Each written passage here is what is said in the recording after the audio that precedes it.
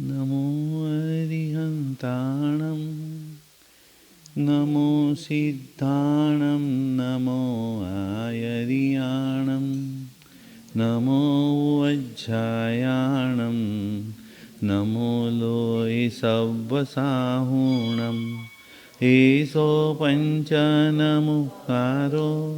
सव्वपावपणासनो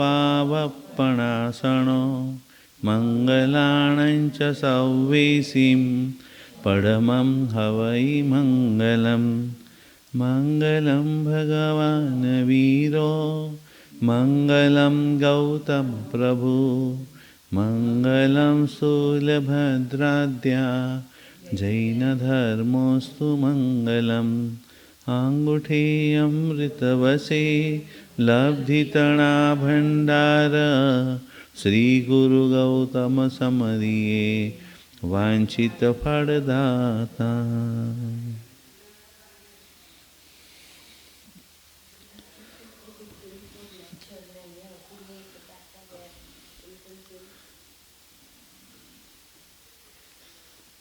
बोलिए कुछ पहला प्रश्न पूछ लीजिए, बाद में चालू करते, थोड़ा बैटरी चार्ज हो जाएगी तब तक। 5 मिनट का टाइम दे देते सबको पहले जी।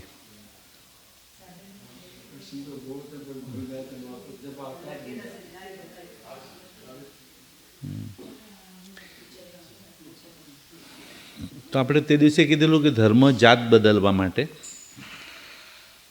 જાત જગત બદલવા માટે નથી, જગતને બદલી પણ નહીં શકાય. આપણે ધારીએ કે ભાઈ આ કેમ આમ કંઈ ઠીક છે, ભાઈ આપણે પરમાં પરાધીન છીએ, સ્વમાં સ્વાધીન છીએ. ને શરીર આપણે દગો આપી જાય તો કંઈ ન કરી શકીએ. આત્માને મનસ્થિતિ મારા હાથમાં છે, પરિસ્થિતિ મારા હાથમાં નથી ને. શરીર આપણને સમજો તે બીમારી આપે તે કંઈ ન કરે, પણ મન પર લેવું કે ન લેવું એ મારા હાથમાં છે. એટલે જાતને બદલવું એ મારા હાથમાં છે, જગત બદલવું એ મારા હાથમાં નથી. કે ભાઈ એટલે કદાચ શક્તિથી હું કોઈને ચૂપ કરાવી શકું, જીતી ન શકું. શક્તિ હોય તો ભાઈ અવાજ નહીં કરે, શાંતિથી બેસે તો ચૂપ કરે, પણ એને જીતી ન શકું. એને જીતવું હોય મારે તો પ્રેમથી જ જીતવું પડશે. ધર્મ જાત બદલવા, જગત બદલવા નહીં. ધર્મ ધ્યાન બદલવા, સ્થાન બદલવા નહીં. ધ્યાન બદલો, સ્થાન નહીં બદલો. સ્થાન એટલે શું? પહેલાં સંસારમાં આગળ આવવાની કોશિશ, હવે ધર્મની અંદર આગળ આવવાની કોશિશ, ધર્મના નામે આગળ જાહેરમાં આવવાની કોશિશ કરવી. એટલે અંદર અહંકાર તો છે જ હજી. ધર્મ એ આત્મદશા બદલવા, અંદર આત્માની દશા બદલવા, દિશા નહીં બદલવાની. દિશા બદલવાથી કંઈ અંદર આત્મદશા બદલો ને. અંદરની વૃત્તિ બદલવા ને, વૃત્તિ પ્રવૃત્તિ બદલવી. વૃત્તિ એટલે એક્શન ને પ્રવૃત્તિ એટલે ઇન્ટેન્શન. અંદરની જે વૃત્તિ જે એ વૃત્તિ તો એ જ પડી છે કે ભાઈ કંઈક પણ રીતના જાહેરમાં આવું, બરાબર. અને ધર્મ ધ્યાન બદલવા, સ્થાન બદલવાની, દશા બદલવા, દિશા બદલવાની, વૃત્તિ બદલવા, પ્રવૃત્તિ બદલવાની, જાત બદલવા, જગત બદલવા નહીં, અને ધ્યાન, બરાબર. એટલે મુખ્ય વસ્તુ જ અહંકાર છે, મેઇન વસ્તુ જ બધી જગ્યા પર. એટલા માટે શ્રીમદ રાજચંદ્ર કૃપાળુદેવનું વાક્ય છે કે 5મા આરામાં જો અત્યારના માન કસાય ન હોય તો કે હમણાં જ મોક્ષ લઈ લો તમે, હમણાં મોક્ષ આપી દો, ચલો ખાલી માન કાઢી નાખો તો હમણાં જ આ મિનિટે મોક્ષ થઈ જાય. એટલે આરા સાથે કંઈ સંબંધ નથી, બરાબર. આરા સાથે કે આ જમાનામાં આરામાં મોક્ષ થતા હશે એ બધું છોડી દો તમે, કારણ કે અવસ્થા છે ને. મોક્ષ તો એક અવસ્થા છે આત્માની. માન કસાય ને, પોતાને બહુ શ્રેષ્ઠ, બીજાને બહુ તુચ્છ. તો ગૌતમ સ્વામી ભાવી સ્વામી કરતાં 9 વર્ષ મોટા છે. દિવસમાં 15-20 વખત તો મિનિમમ કહેતા જ હશે ભગવાન સમયમ ગોયમ મહાપમાય. એ ગૌતમ ક્ષણનો પણ પ્રમાદ નહીં કર, ક્ષણનો પણ. ગૌતમ સ્વામી એકવાર વિવેકથી પૂછી જ લીધું, ભગવાન તમે મારા સારા માટે જ કહો છો ને? તો સામ અહંકારી વ્યક્તિઓ તો શું આખો દિવસ મને જ કે કર્યા કરો છો, બીજા કોઈ દેખાતા નથી સંઘમાં કે આખો દિવસ મને કે કર્યા છો. અને પ્રમાદની કે પ્રમાદ એટલે શું પણ એમ, એટલે કંઈક એકને એક વસ્તુ કેટલી વાર કે કરશો, એકદમ તરત ઈગો હટ થઈ જાય. પણ ગૌતમ સ્વામીનું ડિવોશન, સમર્પણ એવું હતું. સમયમ ગોયમ ને, સમય એટલે આંખના પલકારામાં આંખ ખોલીને બંધ કરો એમાં અસંખ્ય સમય આવીને જતા રહે.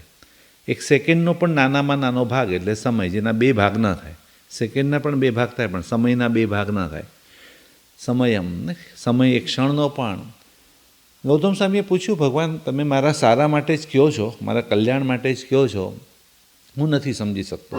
હું પોતે અજ્ઞાની છું. હું નથી, તમે જ્ઞાની છો, હું અજ્ઞાની છું, મને ખબર નથી પડતી. તમે પછી એવું ન થાય કે ગુરુ આપણને એકને એક વસ્તુ વારંવાર કહે તો પણ આપણે ન સમજીએ તો ગુરુની આસાત ન થતી હોય ને. આલાવે સંલાવે ગુરુ, તો આપણે એમ થાય કે આવું કેવું એકવાર કહીએ તો એ ન સમજીએ, વારંવાર કહીએ તો એમની કેમ એનર્જી વેસ્ટ કરવી મહારાજ સાહેબની. તો ભગવાનની આસાત ન થતી હોય એવું મારાથી ન બને, એનું મારે ધ્યાન રાખવાનું છે.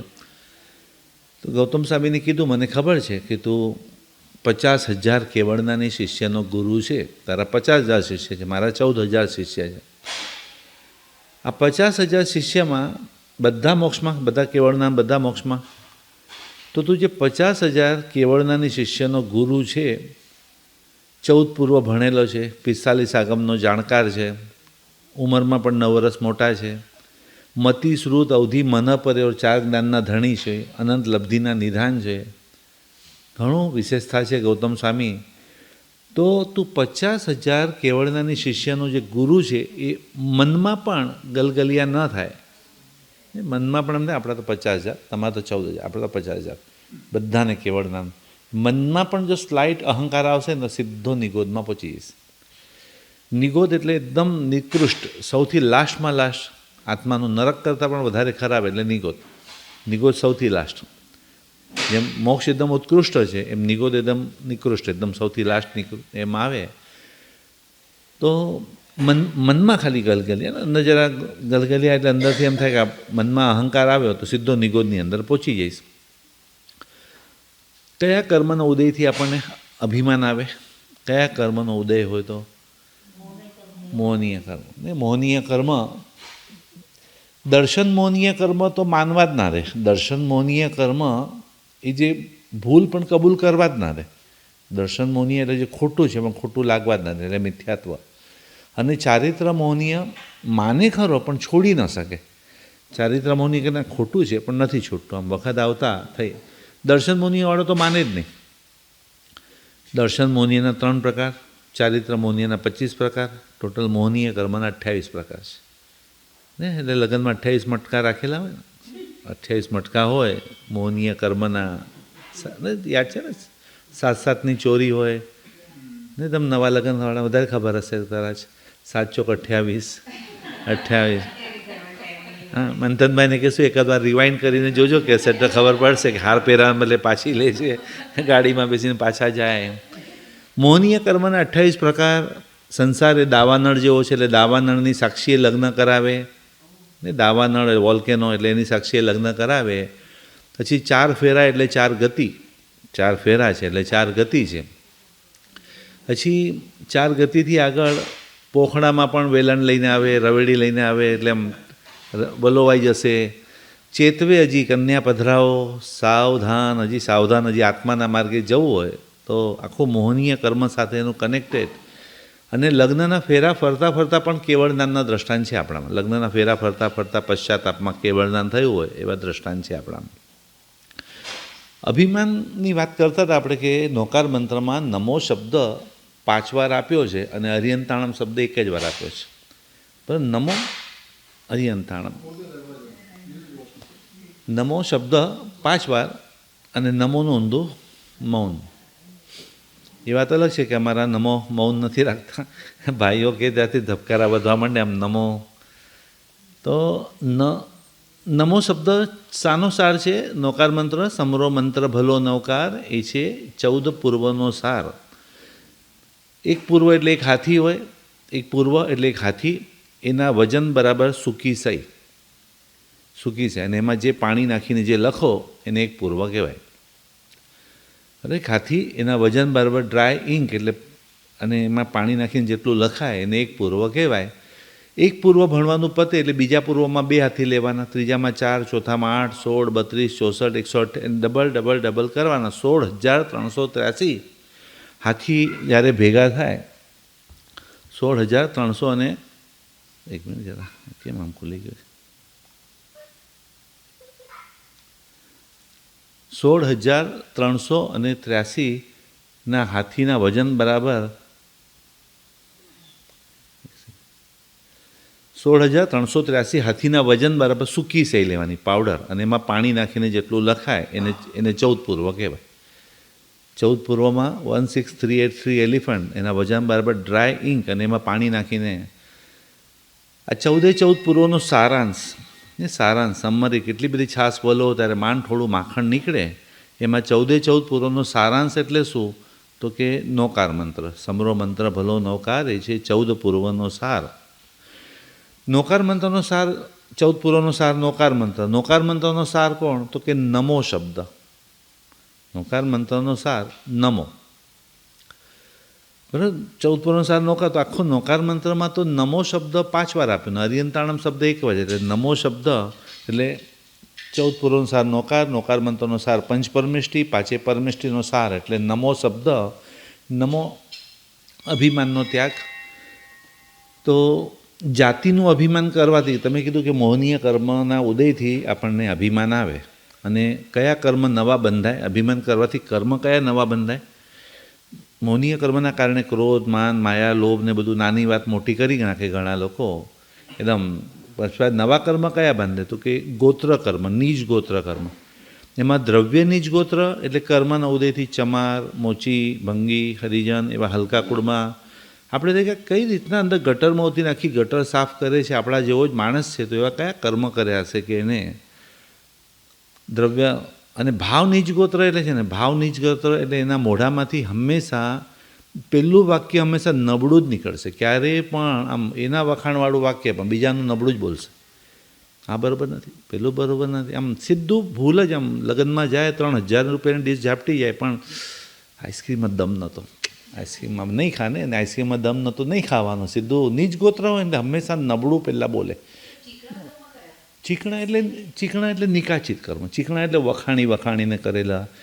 સમજો ગુસ્સો આવ્યો, પણ ગુસ્સો આવ્યા પછી પણ મેં તો ઓફિસમાં એવો ખખડાવી નાખ્યો ને, સીધો કરી નાખ્યો, રહેવો તો રહે ને. આ જે તમે બહુ પાછળ જે તડકો આપો ને ઉપર, એકદમ કડક તડકો, તડકા દાળ કહેવાય ને, એ નિકાચિત કર્મ. જેમ શ્રેણિક રાજા છે, ગર્ભવતી હરણીને મારી.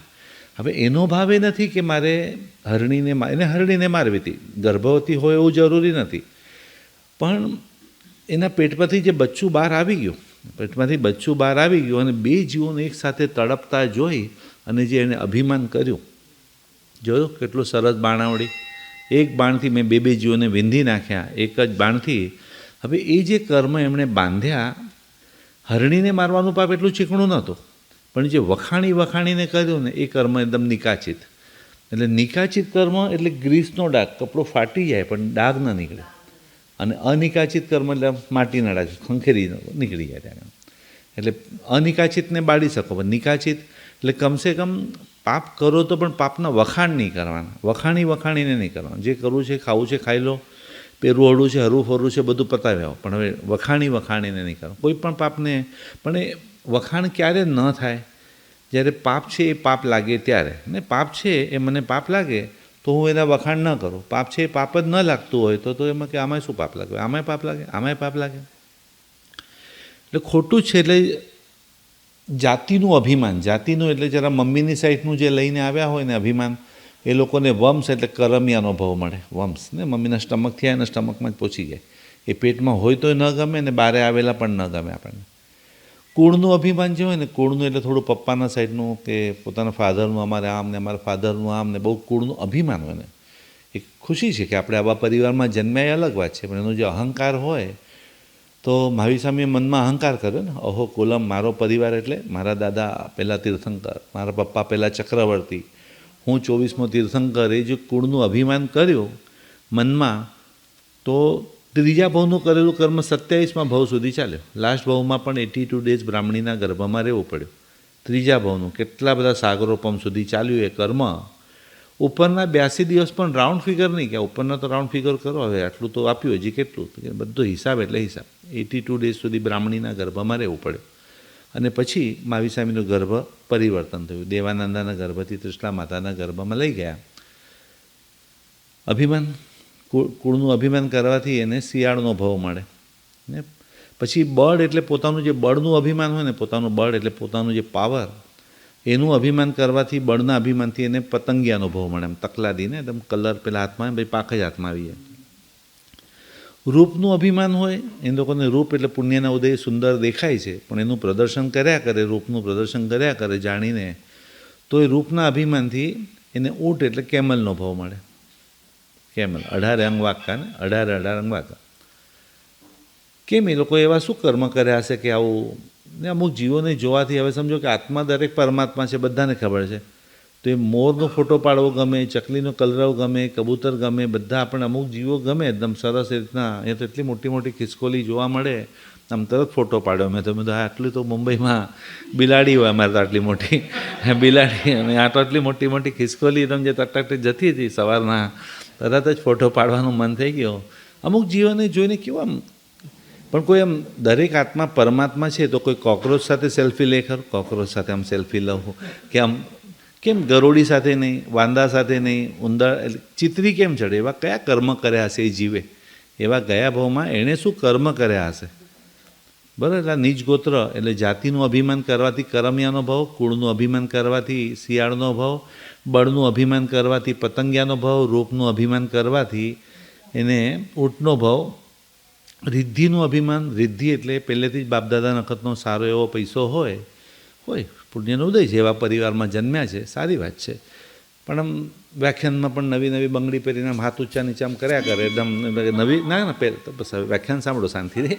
અથવા ઓલું સોલેટેડ પહેરે તો આમ જ બેસવાનું, આમ લાગે એકદમ.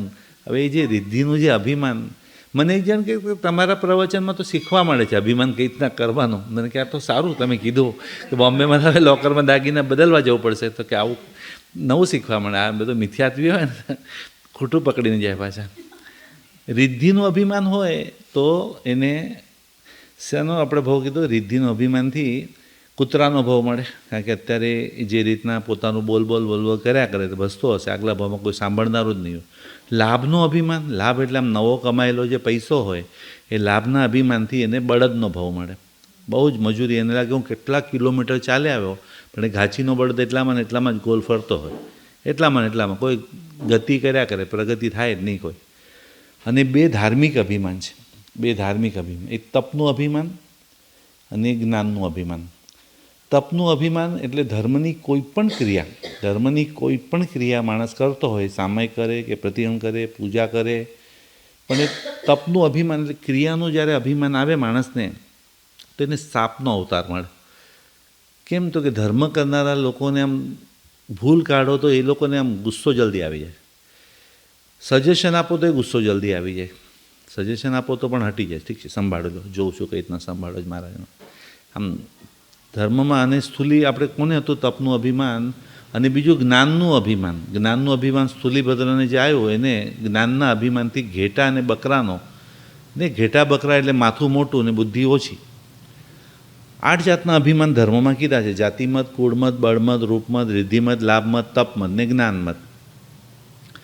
એટલે કોઈ પણ શું કરો એનો વાંધો નહીં, પણ એ પચવી જોઈએ તમને. જ્ઞાનનું અજીર્ણ એટલે ક્રોધ, તપનું અજીર્ણ એટલે ક્રોધ. જ્યારે બહુ તપ કરે પણ જો મગજ ગરમ થતું હોય તો એને પચ્યું નથી. તપનું અજીર્ણ એટલા માટે અમુક ક્રિયાઓ કીધી, નોકારવાળી ગણો, ખમાસણ એટલે શક્તિને ચેનલાઇઝ કરો, નહીં તો પછી ક્રોધ રૂપે બહાર આવશે.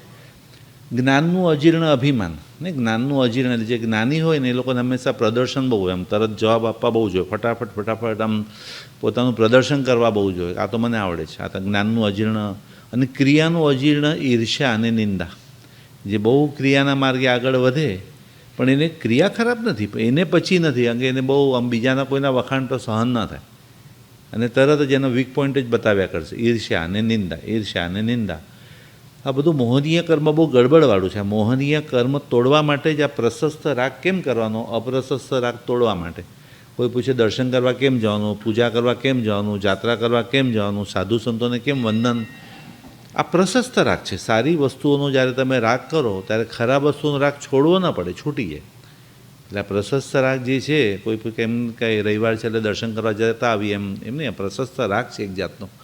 પ્રશસ્ત રાગ કરો એટલે અપ્રશસ્ત રાગ ઘટે. નોકાર મંત્રમાં નમો શબ્દ 5 વાર કેમ આવે એની આપણે વાત કરી, અને 14 પૂર્વનો સાર છે નોકાર મંત્ર. જૈન મંત્ર છે એમ તો કહેવાય નહીં, કારણ કે એમાં તો જૈન ધર્મનો તો એક શબ્દ આવ્યો જ નથી. કોઈ પણ ધર્મના વ્યક્તિ આર્યન બની શકે, સિદ્ધ બની શકે, આચાર્ય ઉપાધ્યાય સાધુ બની શકે. શબ્દ નમસ્કાર છે કે નવકાર છે? શબ્દ તો શબ્દ તો નમસ્કાર મહામંત્ર છે, પણ નમસ્કારનું અપ્રભંશ થઈ અને નવકાર થઈ ગયું છે. નમસ્કારનું નવકાર થઈ ગયું. તો કઈ નવકાર? પેલી સંસ્કાર. સંસ્કાર એ પણ એક અહંકારનો ત્યાગ કહેવાય. સંસ્કારી વ્યક્તિ ને પેલું સિપાહી હોય છે, અને સિપાહીની પાસેથી જ્યારે સિપાહી વગેરે હોય છે તો એ સિપાહીની પાસેથી જ્યારે ત્યાંથી આવી અને સિપાહી ઓલા આંધળા માણસે ચલે, હવે અંદે ઉઠ જલ્દી રાજા કી સવારે ઉઠો જલ્દી ફટાફટ. રાજા હા હા મેં ઉઠ રહા હું. ત્યાં ઓલો મંત્રી આવીને કહે છે, સૂરદાસ રાજાની સવારી આવે છે, ઊભા થશો? તો કે હા ઉઠું છું ને પણ સૂરદાસ. પછી ખુદ રાજા હાથી પરથી નીચે ઉતર્યું કે હે પ્રજ્ઞાચક્ષુ, મને માર્ગ આપીશ જવાનો? તો કે રાજા હું ઉઠી જ રહ્યો હતો ને. રાજા મને થોડો ટાઈમ તો આપો, બ્લાઇન્ડ છું તો થોડો ટાઈમ તો આપો મને. તો કે તને કઈ રીતના ખબર? તું તો આંધળો છે તો તને કઈ રીતના ખબર પડી કે તું? તો કે એમાં શું, માણસના ભાષા પરથી જ એના સંસ્કાર ખબર પડી જાય ને. એની જે બોલવાની ભાષામાં નાનો સિપાહી હતો એ અહંકારમાં આવીને જાણે એને તો એમ જ લાગે કે આમ ને ઘણા નાના માણસો એટલે આખું રાજ્ય પોતે સંભાળે. સંસ્કારી વગરનું અબે અંધે બાજુ મેં હટ, આવો તો કોઈ નાનો માણસ થોડો એક રોયલ ફેમિલીનો હોય તો આમ સૂરદાસ શબ્દ, અને એકદમ સંસ્કારી ઘરની વ્યક્તિ, પ્રજ્ઞાચક્ષુ એટલે પણ બ્લાઇન્ડ. પણ એ જે બોલવાની ભાષા, જે સંસ્કાર, અહંકારનો ત્યાગ, ભાષા પરથી જ ખબર પડે માણસ કેટલું ભણેલો છે, શું છે એકદમ. પછી નમસ્કાર. સંસ્કાર પછી બીજા નંબરમાં નમસ્કારનો અર્થ આમ સમજાવવાનું, સાંભળે તો સારું, ન સાંભળે તો છોડી દેવાનું. ને નમસ્કારનો અર્થ નમી જવાનું, છોડી દેવાનું, પકડી નહીં રાખવાનું. કોઈ પણ માર્ગ ભૂલેલા જીવન પથિકને માર્ગ ચીંધવા ઊભો રહો. જો આ મને રાઈટ લાગે છે, આ રોંગ લાગે છે, પણ કરે ઉપેક્ષા, આપણી વાતની ઉપેક્ષા કરે તો ક્ષમતા. આપણે આપણે કેમ આટલો અહંકાર કે ભાઈ નમસ્કારનો અર્થ કહેવાનું, ન સાંભળે તો છોડી દેવાનું. ને દાંત કેમ જન્મ્યા પછી આવે ને મરતા પહેલાં જતા રહે? દાંત હોય જન્મ્યા પછી આવે ને મરતા પહેલાં જતા રહે. જીભ જન્મતી હોય ને મરે ત્યાં સુધી રહે. જીભ જન્મતી હોય ને મરે ત્યાં સુધી રહે. કેમ? તો કે જીભ નમી જાય ને. જીભ નમ્ર છે, જેમ બાળે દાંત અક્કડ છે, મારા મોઢામાં જ આવશે, બધાને આમ તૂટી જાય પોતે જ. એટલે ઘમંડીઓની ભાષા પણ એવી જ હોય. એ જીભને શું કીધું, વધારે બોલ નહીં કર, તને ખબર નથી મારી તાકાત. આમ દાંત નીચે મારી સેફટી તારી મારા કારણે છે, હું છું એટલે તને કોઈ હાથ લગાડતો નથી, એટલે તું વધારે બોલવાનું નહીં, દાંત નીચે કચડી નાખીશ એટલી તાકાત તને મારી ખબર નથી. ઘમંડીઓની ભાષા. એટલે જીભ એકદમ નમ્ર છે ને. નમસ્કાર એટલે નમવાનું. તો કે 100% તારી તાકાત મારા કરતાં વધારે જ છે, હું માનું છું. પણ એક શક્તિશાળી માણસ સામે એક શબ્દ આડો બોલીશ ને, અને જો એનો હાથ પડ્યો છે એટલા બધા પડી જશે. પછી જો એનો નમસ્કાર એટલે અહંકારનો ત્યાગ જે છે ને, સંસ્કાર પછી નમસ્કાર. પછી ત્રીજું પરોપકાર. ને પરોપકાર પરત્થ કરણમ છે, એટલે ભગવાન મને પરોપકાર કરવાની શક્તિ આપો. કેમ મારા સાહેબ રોજનું આટલું પ્રવચન આપે? તો કે આપણા ઘરની કોચરી વાપરે છે તો એમણે પણ ઉપદેશ આપીને રિટર્ન. તીર્થંકર ભગવાન સિમંદર સ્વામી કેમ 6 કલાક દેશના આપે છે? તો કે રોજ શ્રાવકોના ઘરની ગોચરી, એટલે એમને પાછું રિટર્ન આપવું તો પડે જ સમાજને, પાછું રિટર્ન તો આપવાનું જ. પરોપકાર. ગુરુ શિષ્ય હિમાલય ચડતા જતા હતા અને ગુરુને ઠંડી લાગી તો શિષ્યને કહે છે પગ ઘસી આપીશ. એટલે જરાય મન નહોતું, પણ હવે કે ઠીક છે, અમને તો જાણે ઠંડી લાગતી જ નહીં હોય.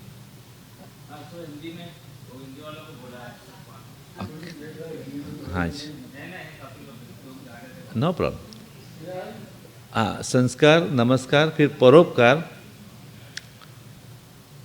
तो गुरु शिष्य को कहा तो लगा कि भाई मेरे को भी ठंड लग रही है, એટલે પરોપકારનું જરા જોઈ લઈએ આપણે. તો જબરજસ્તીથી પગ ઘસી રહ્યા છે. કોને વડીલો બધા બેઠા ઓર્ડર જાણે, આપણે તો માણસ જ નથી એવી રીતના પગ ઘસતા હોય છે. થોડી વારમાં એની આંખો ચમકે છે. તો શું થયું, શું કેમ ચમકે છે? તો ખબર નહીં, પગના તળિયા તમારા ઘસો ને ઠંડી મારી ઉડે છે. કારણ કે ગરમી તો એના શરીરમાં પણ સામે આવવાની જ ને, ઘસે એટલે એના. તો કે આવું છે કરવાનું પરોપકાર, પણ થઈ જાય સ્વ ઉપકાર. બોલવા માટે પરોપકાર છે, પણ જમા તો આપણા જ ખાતામાં થાય છે ને. જમા તો આપણા જ ખાતામાં થઈ રહ્યા છે, એટલે પરોપકાર. આ બધા જ અહંકારના ત્યાગ. પછી સત્કાર. ને સત્કારનો અર્થ ઓલવેઝ તમારી સાથે બધાને સત્કાર એટલે આવકાર. આપણે સત્કાર એટલે આવકાર, વેલકમ. હા, એટલે આવકાર આપો ને બધાનો. સત્કાર વેલકમ કરું ને અંદર. ને સત્કાર એટલે જ આવકાર ને. વેલકમ એટલે કાર પાછળની આગળ લઈ લીધી જ મેં, પાછળની કાર આગળ આવી ગઈ છે. સત્કાર ને આવકાર બહુ મહત્ત્વનું છે. આપણી સાથે જે જોડાય એ બધાને એટલો પ્રેમ, सबको इतना प्रेम कि सबको अपने साथ काम करने का अच्छा लगना चाहिए. सत्कार यानी वेलकम, प्रेम देना सब व्यक्तियों को, आवकार, संस्कार, नमस्कार, परोपकार, सत्कार. ना सत्कार का मतलब आप प्यार से कोई बुलाओ तो यहाँ से जाते थे बस 2 मिनट जरा मिल के जाओ, ऐसा लगा कि भाई 2 मिनट मिल के जाओ उनके घर पे, एकदम प्रेम है तो जाते ना. कोई ऐसे तो कोई किसी के घर पे जाएगी नहीं. सत्कार. फिर सबसे महंगी वाली कार है स्वीकार.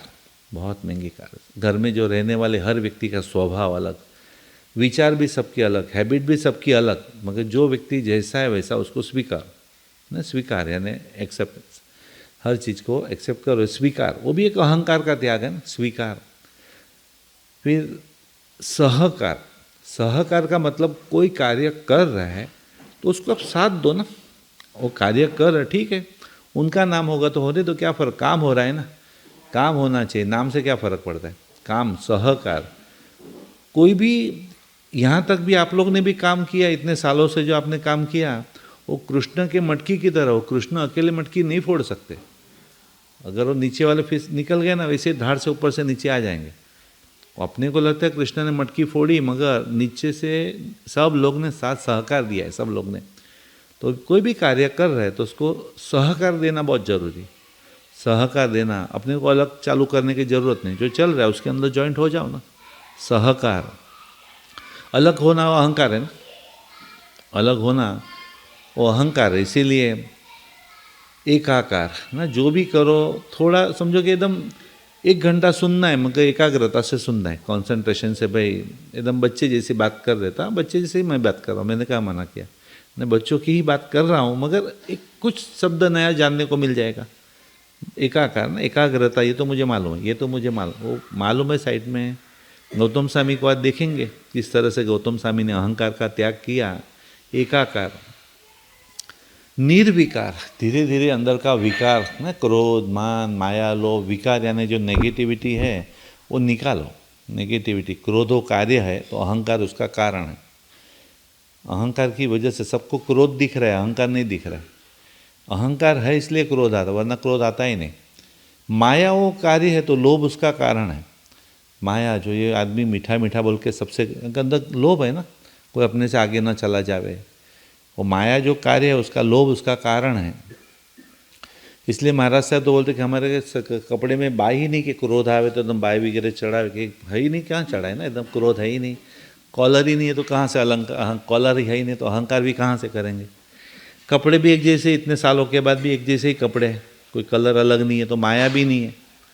पॉकेट भी नहीं, यहाँ बॉल पेन रखूँ या तो नहीं, लोभ रखने के लिए, क्योंकि पॉकेट वो परिग्रह की निशानी है ना. पॉकेट પરિગ્રહ, અહીંયા બોલપેન રાખવાનું, અહીંયા કાર્ડ રાખવાનું, અહીંયા પૈસા રાખવાનું, અહીંયા ક્રેડિટ, બધું પॉकेट परिग्रह की निशानी. कॉलर अभिमान की निशानी. डिज़ाइनर कपड़े वो मोह की निशानी, मोह की निशानी. और बटन प्रेम की निशानी. बटन जो है ना, बटन वो प्रेम ना, प्रेम की निशानी. पहले मेरी मम्मी टूट जाता तो सिलाई करके देती थी मेरी. अभी शर्ट ही निकाल देते बच्चे लोग अभी. हाँ अभी भी. हाँ हाँ हाँ, सीना है ना. हाँ, अच्छी बात है ना. 6 पैक्स ऐसे थोड़ी बनाए, पैसे दिए हुए ना. मगर बटन मुझे याद है, मेरी चाची मम्मी सब कपड़े की घड़ी करने को बैठते थे, चाय पानी पीने को एक डब्बा साथ में लेकर ही बैठे थे, सुई धागा लेकर ही बैठते थे, एकदम सुई धागा. बटन वो प्रेम की निशानी, प्यार की. अभी तो शर्ट ही नया दे देते, ये इसकी जगह वो जमता ही नहीं है, शर्ट ही नया, टी शर्ट पहनने का ही नहीं, बटन वाला कोई चीज़ चाहिए ही नहीं. हिंदी में क्या बोलते हैं बटन को? इंग्लिश शब्द है ना बटन, तो वो तो इंग्लिश है ना. हाँ, हिंदी में, हाँ हिंदी में बोलते अस्त व्यस्त वस्त्र व्यवस्थापिका.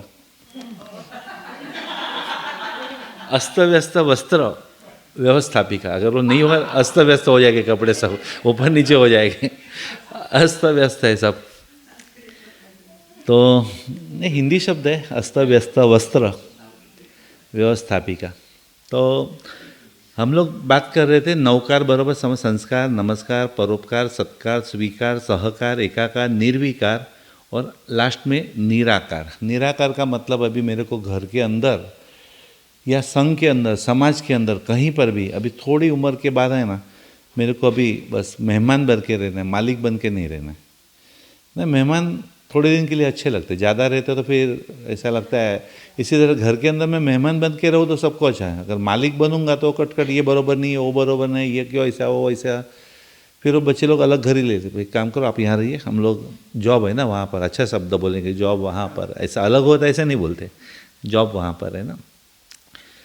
गौतम स्वामी के तो हम लोग संसार के अंदर जो भेदभाव है, जो भी संसार के अंदर भेदभाव है, भेदभाव की वजह क्या है, तो कि कर्म। भेदभाव की वजह कर्म। जैसे कर्म, तकदीर, नसीब, भाग्य, प्रारब्ध। हमें गुजराती में कहती है पंक्ति कि कबूतर बैठू वृक्ष पर, नहीं, कबूतर बैठा था एक वृक्ष के ऊपर, कबूतर बैठू वृक्ष पर, पारधी ताके निशान છે, जो हंटर उसको मारने की ट्राई कर, पारधी ताके निशान છે, ऊपर उड़े छे बाज पक्षी, एनू पण एना पर ध्यान है। ऊपर से ईगल जा रहा है, उसका भी उसके ऊपर, एक कबूतर को मारने के लिए दो जन की नज़र है। कबूतर बैठू वृक्ष पर, पारधी ताके निशान है, ऊपर उड़े छे बाज पक्षी, एनू पण एना पर ध्यान है। सर्प करड्यो पारधी ने, એ ટાઈમે सर्पे डंक मार्यो, सर्प करड्यो पारधी ने, स्नेक ने बाइट किया, सर्प करड्यो पारधी ने, पारधी पड्यो बेभान है, तो बेहोश हो गया। અને तीरथी विंधाणु बाज पक्षी, नहीं, वो जो हाथ में से तीर छूट गया वो ईगल को लग गया। तीरथी विंधाणु बाज पक्षी, शू तकदीरनो तोफान है। नहीं, तकदीर देखो, मारने वाले दोनों मर गए, मरने वाला बच गया, तकदीर है ना। वो तकदीर का मतलब ही कर्म ना, तकदीर तो लिखना पड़ता है ना, तकदीर तो कोई लिखा के नहीं आता ना, लिखना पड़ता है। ये कर्म, अच्छे कर्म, बुरे कर्म, अच्छे कार्य जमा करवाने पड़ते अपने को। मारने, दोनों की इच्छा थी उसको मारने की, उसी टाइम स्नेक ने बाइट किया, हाथ में से तीर छूट गया, और जो ईगल था उसको लग गया, ये बच गया कबूतर। तकदीर बोलो, नसीब बोलो, भाग्य बोलो, प्रारब्ध बोलो, कर्म बोलो, सब कुछ एक ही है। तो जब तक संसार, जैसे अरियन भगवान है अभी, सिमंदर स्वामी अरियन भगवान है अभी, लिविंग ना, जिंदा भगवान है। Simandhar Swami is living God, जिंदा भगवान है अभी तक मोक्ष में नहीं गए। महावीर स्वामी तो मोक्ष, 24 भगवान मोक्ष, सिमंदर स्वामी वगैरह 20 भगवान अरियन थे अभी। वो संसारी है कि मुक्त हो गए, संसारी है कि मुक्त? तो अभी तक 4 कर्म तोड़े हैं ना, 4 बाकी है, 4 बाकी है अभी तो। संसारी शरीर है, पेट है, खाना है, बाथरूम, टॉयलेट, सब कुछ अपनी तरह ही है, वो संसारी है। सिमंदर स्वामी भगवान अभी भी संसारी है, संसारी जी। मोक्षમાં બે ટકા જીવ હોય, સંસારી ને મુક્ત, કાં તો જીવ સંસારી કાં તો મુક્ત, એટલે મોક્ષમાં નથી ગયા એટલે સંસારી છે। અરિયન ભગવાન માત્ર સંસારી, संसारी जीव, राइट। अरियन भगवान संसारी जीव। महाराज साहब संसारी है कि मुक्त? तो कि भगवान ही संसारी है तो महाराज साहब भी संसारी ना। तो अरियन भगवान मात्र देहधारी संसारी, मात्र देह है, देह के नियम संभालने पड़ते। नित्यभोजी, नित्यभोजी यानी रोज कंपलसरी खाना पड़ेगा। सिमंदर स्वामी को रोज तप क्यों नहीं करने का? तो कि कर्म खत्म हो गए ना, पाप कर्म खत्म हो गए, इसलिए केवल ज्ञान तो हो गए, अभी पुण्य ही खत्म करना है खाली। तो अरियन भगवान सिमंदर स्वामी मात्र देहधारी संसारी। महाराज साहब देह और मोहधारी, महाराज साहब को देह भी है और मोह भी है। महाराज साहब भगवान नहीं हो गए, उनको मोह है, शरीर का मोह है, और शरीर के मोह की वजह से डॉक्टर के पास भी जाते हैं, ऑपरेशन भी करवाते हैं, उसका जो भी प्रायश्चित वगैरह आएगा। अपने शिष्य का भी एक मोह होता है जो नहीं होना चाहिए, कोशिश कर रहे हैं। साधु चलता भला, नदी बहती भली, नदी बहे उतनी शुद्ध, ऐसे साधु विहार करे उतना अच्छा है, मगर है मोह, है 100% मोह है। अगर उनको मोह नहीं होता तो भगवान और महाराज साहब में क्या फ़र्क, तो समान हो जाते। इसलिए महाराज साहब देह और मोह, मगर महाराज साहब को परिग्रह नहीं है। महाराज साहब को किसी भी तरह का परिग्रह नहीं है कि चलो आधार कार्ड, रेशनिंग कार्ड, यहाँ का क्रेडिट, वहाँ ग्रीन कार्ड, कोई ऐसा उनको तो कुछ है ही नहीं। महाराज साहब को तो मात्र देह और मोह है, परिग्रह नहीं है बस। और संसारी आदमी देह, मोह और परिग्रहधारी। संसारी आदमी होता है, उसके पास देह भी है, देह का मोह भी है, और उसका परिग्रह भी है, उनको परिग्रह। और संसारी के पास परिग्रह होना ही चाहिए। अगर संसारी आदमी हाथ लंबा करे वो शर्मजनक है, हाथ किसी के पास लंबा करे वो शर्मजनक है, श्रावक मांगे वो शर्मजनक हो, साधु रखे वो शर्मजनक है। इसलिए संसारी तो Simandhar Swami is living God, ठीक है, जिंदा भगवान है। सिमंदर स्वामी अभी जिंदा भगवान है, इसीलिए। हाँ जी, कुछ पूछ रहे थे आप? શરીર છે, હા બધું છે આપણે. હા બનાય ને, સિદ્ધાવસ્થાનું છે, ભવિષ્યનું છે. જે શ્રેણિક રાજા તો નરકમાં બેઠા છે તો એની આપણે મૂર્તિ બનાવીએ છીએ આવતી ચોવીસીની. એ તો હજી નરકમાં છે, ભગવાને નથી થયા, તો એ આવતી ચોવીસીને આપણે 24 ભગવાન બનાવીએ. એ એક ભવિષ્યમાં આવા ભગવાન હશે એની મૂર્તિ છે. એ સિમંદર સ્વામીની અરિયન તરીકેની મૂર્તિ નથી. સિમંદર સ્વામી હોય ને એ ગૌતમ સ્વામીની જેમ હોય, આવી રીતના હોય, એક પગ વાળેલો હોય, એક પગ નીચે પાતપીઠ હોય. સિમંદર સ્વામીની મૂર્તિ આવી રીતના હોવી જોઈએ. પણ આવી રીતના કેમ મૂર્તિ નથી બનાવી? કારણ કે એ 4 કર્મો તોડેલા છે, એટલે અપૂર્ણ છે. એટલે એની મૂર્તિ સિદ્ધ તરીકે જ બનાવે. આપણે પૂર્ણ અવસ્થા ભવિષ્યની મૂર્તિ છે, જે ભવિષ્યમાં ગયા નથી પણ આવી રીતના ભવિષ્યમાં હશે એની મૂર્તિ છે. જી ખરે દેવગુરુ ધર્મ ત્રણે સરખા છે ને, એટલા માટે દેવગુરુ સરખા છે. જેટલું અરિયંત સિદ્ધની પૂજા કરીએ છીએ, એમ આચાર્ય ઉપદેશ સાધુની પણ ગુરુ તરીકે પૂજા કરીએ જ છીએ. જે ખમાસમણ દેવ માટે છે એ જ ગુરુ માટે છે, જે નોકારમંત્ર દેવ માટે છે એ જ ગુરુ માટે છે. કોઈનું જીવન દેવ થકી ન પલટાણું હોય, ગુરુ થકી પલટાણું હોય, કદાચ એને ભગવાનને જોયા ન હોય, એનું જીવન આખું ગુરુ થકી બદલાણું હોય, તો એ ગુરુને પણ ભગવાન જેટલું માન આપી શકે.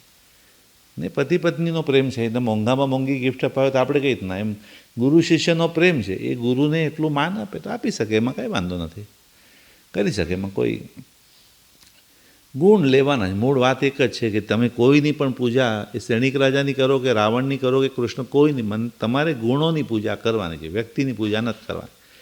રાઈટ. તો કાલની જરા વિષય રિવિઝન કરીને આજના વિષય પર આપણે આવીએ. ગઈકાલે આપણે કીધું અંગૂઠામાં પૂજા કરતાં સમતા, ને મારે ગુણની પૂજા ને, સમતા એટલે મને સુખનું નિમિત્ત મળે કે દુઃખનું નિમિત્ત મળે, મારે તો સમતા જ રાખવાની છે. વીર, હાજી, हाँ हिंदी, समता. घुटन में वीरता ना, वीरता कोई कोई शब्द रियल में दम अच्छा, दम वो आता है ना कि राम को पूछा गया कि आपने रावण को मारा, आपने रावण, तो क्या मैंने नहीं मारा, उसके मई ने मारा. उसको जो मैं था ना, मैं, हाँ अहम, तो मैं, अभी वो गुजराती में बोलने जो मज़ा नहीं आई, वो हिंदी में अच्छा लगेगा. है ना, मैंने मारा, गुजराती में कैसे बोलेंगे. समता, फिर वीरता, उदारता, हाथ में उदारता, कंधे में नम्रता, शिखा में पूर्णता, ललाट में तेजस्विता, कंठ में मधुरता, हृदय में निर्लेपता और नाभि में गंभीरता. तो हम लोग भगवान की नहीं, भगवान में रहे हुए गुणों की पूजा. और धर्म तो गुणों के विकास के लिए ही बना हुआ है, और दोषों के नाश के लिए. धर्म तो थर्मोमीटर है ना, कभी मेरे में कौन से दोष कम हुए, कौन से गुण डेवलप हुए, तो वो 2 चीज़ से ही मापते हम लोग. तो ये संसार में एक जरा महाराज साहब की पंक्ति में जरा याद करके गुजराती में बोलता हूँ. तो महाराज साहब के लिए लिखा है, पग में तो बूट नहीं, सफारी के सूट नहीं, झाजी माथाकूट नहीं. खटपट क्या दम, झाजी माथाकूट नहीं एवा जैन साधु जेने कोई गाम नहीं. कया गामना? तो બધા ને જેનું ડ્રેસ એક ને એડ્રેસ અનેક એ મારા સાહેબ, અને જેનું એડ્રેસ એક ને ડ્રેસ અનેક એ શ્રાવક ને. એડ્રેસ એક પણ ડ્રેસ અનેક. સવારના વોકમાં અલગ હોય, પૂજામાં અલગ હોય, માથે ઓળીને પૂજા કરતા હોય, સવારના જીમમાં જોતા આખા અલગ દેખાતા હોય, સાંજના. જેને એડ્રેસ એક પણ ડ્રેસ અનેક ને, જેને કોઈ ગામ નહીં, બરાબર. હજામનું તો કામ નહીં ને, બરાબર, હજામનું તો કામ નહીં, પૈસાનું તો નામ નહીં, એવા જૈન સાધુ. મોટર કે કાર નહીં, સંસારનો ભાર નહીં, કોઈ કારોબાર નહીં, ને કોઈ કારોબાર નહીં, એવા આપણા જૈન સાધુ. બરાબર. કાચા પાણીને અડે નહીં, મોંઘવારી તો નડે નહીં. એમને ખબર પડે ડોલર શું ભાવ છે અત્યારે. મારા સાહેબ કે ભાઈ ને એકદમ મારા સાહેબ કાચા પાણીને અડે નહીં, મોંઘવારી તો નડે ને, પંચાયતમાં તો પડે નહીં, એવા જૈન સાધુ. જેને કદી હાય નહીં, કોઈ જીવની હાય ન લે ને, એક ઇન્દ્રિય જીવ પણ ન મરી જાય, જેને કદી હાય નહીં, અભક્ષ્ય તો ખાય જ નહીં. અભક્ષ્ય તો ભાઈ આ નહીં ચાલે અમને, આ અભક્ષ્ય તો ખાય જ નહીં, અને હોટલમાં તો જાય જ નહીં, એવા જૈન સાધુ. બરાબર. જીવદયાનું કામ છે મહારાજ સાહેબ, એટલે 24 કલાક જીવદયાનું જ કામ છે. મુખે વીર પ્રભુનું નામ છે, હંમેશા ભગવાનનો સંદેશો લઈને નીકળ્યા હોય. મુખે વીર પ્રભુનું નામ છે, અને જ્યાં રોકાય એ જ એમના માટે તીરથધામ છે. એવા જૈન સાધુ મહારાજ સાહેબ માટે જે કહેવાય. ચલો, તો મહારાજ સાહેબની તો આપણે વાત કરીએ. આપણે મેઇન પોઈન્ટ ચાલતો તો આપણો, હાજી जी जी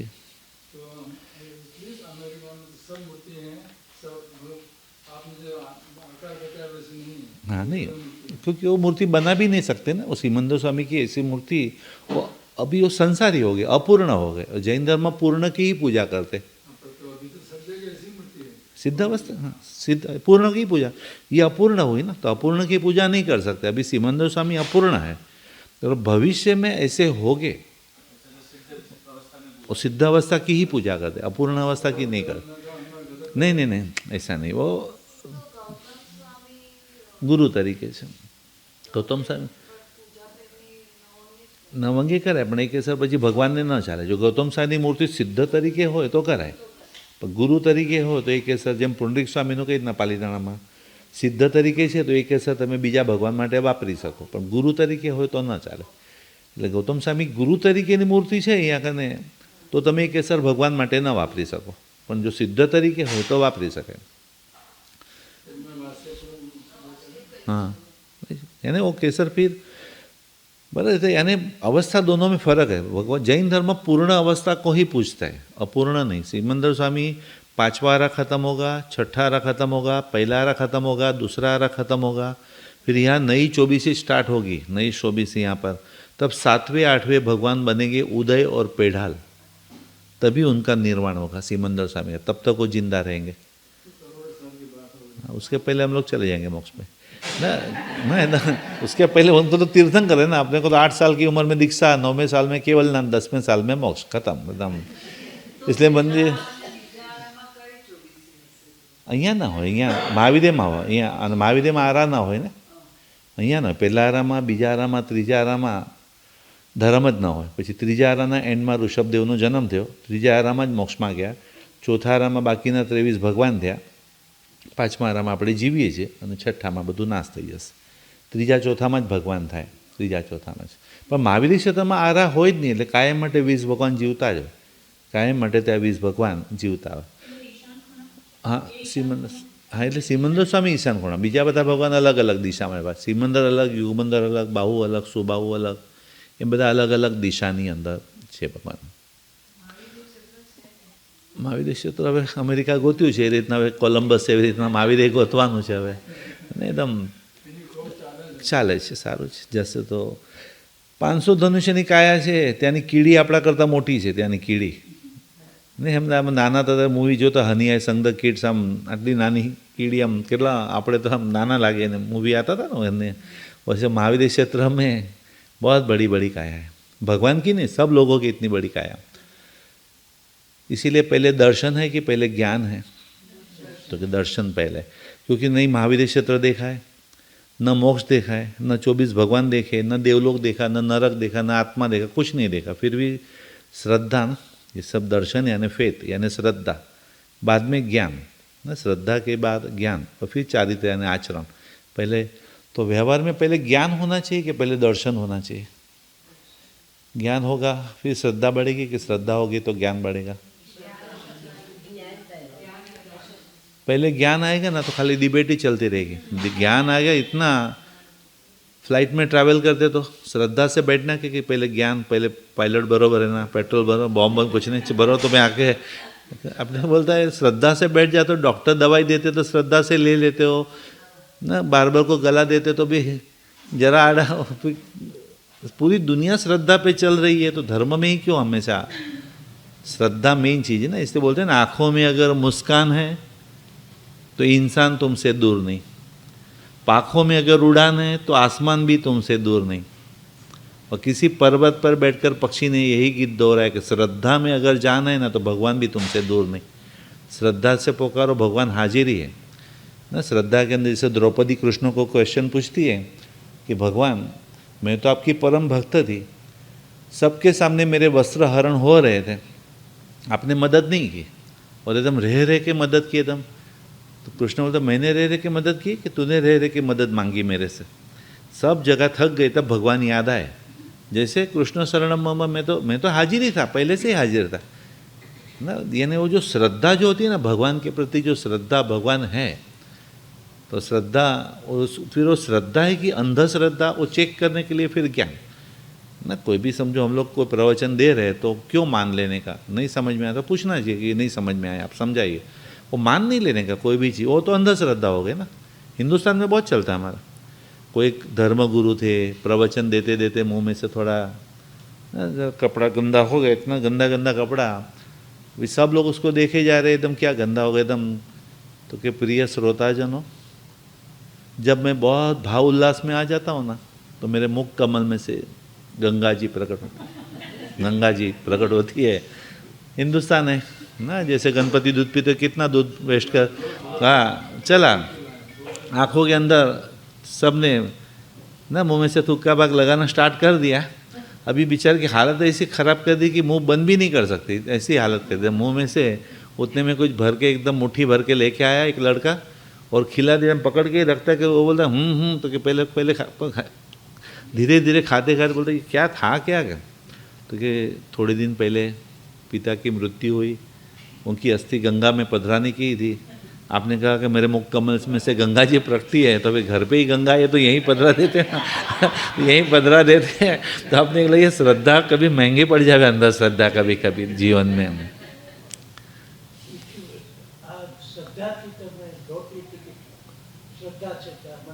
लागશે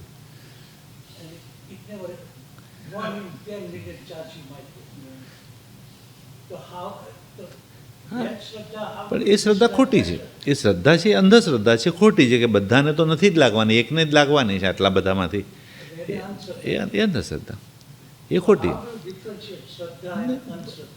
અંધશ્રદ્ધા એટલે હું ટ્રાય કરું છું, કદાચ મારું પુણ્ય હોય તો મને લાગે પણ ખરી, મારું લક હોય તો મને લાગે પણ ખરું, બીજાનું લક હોય તો એને પણ લાગે કદાચ આમ।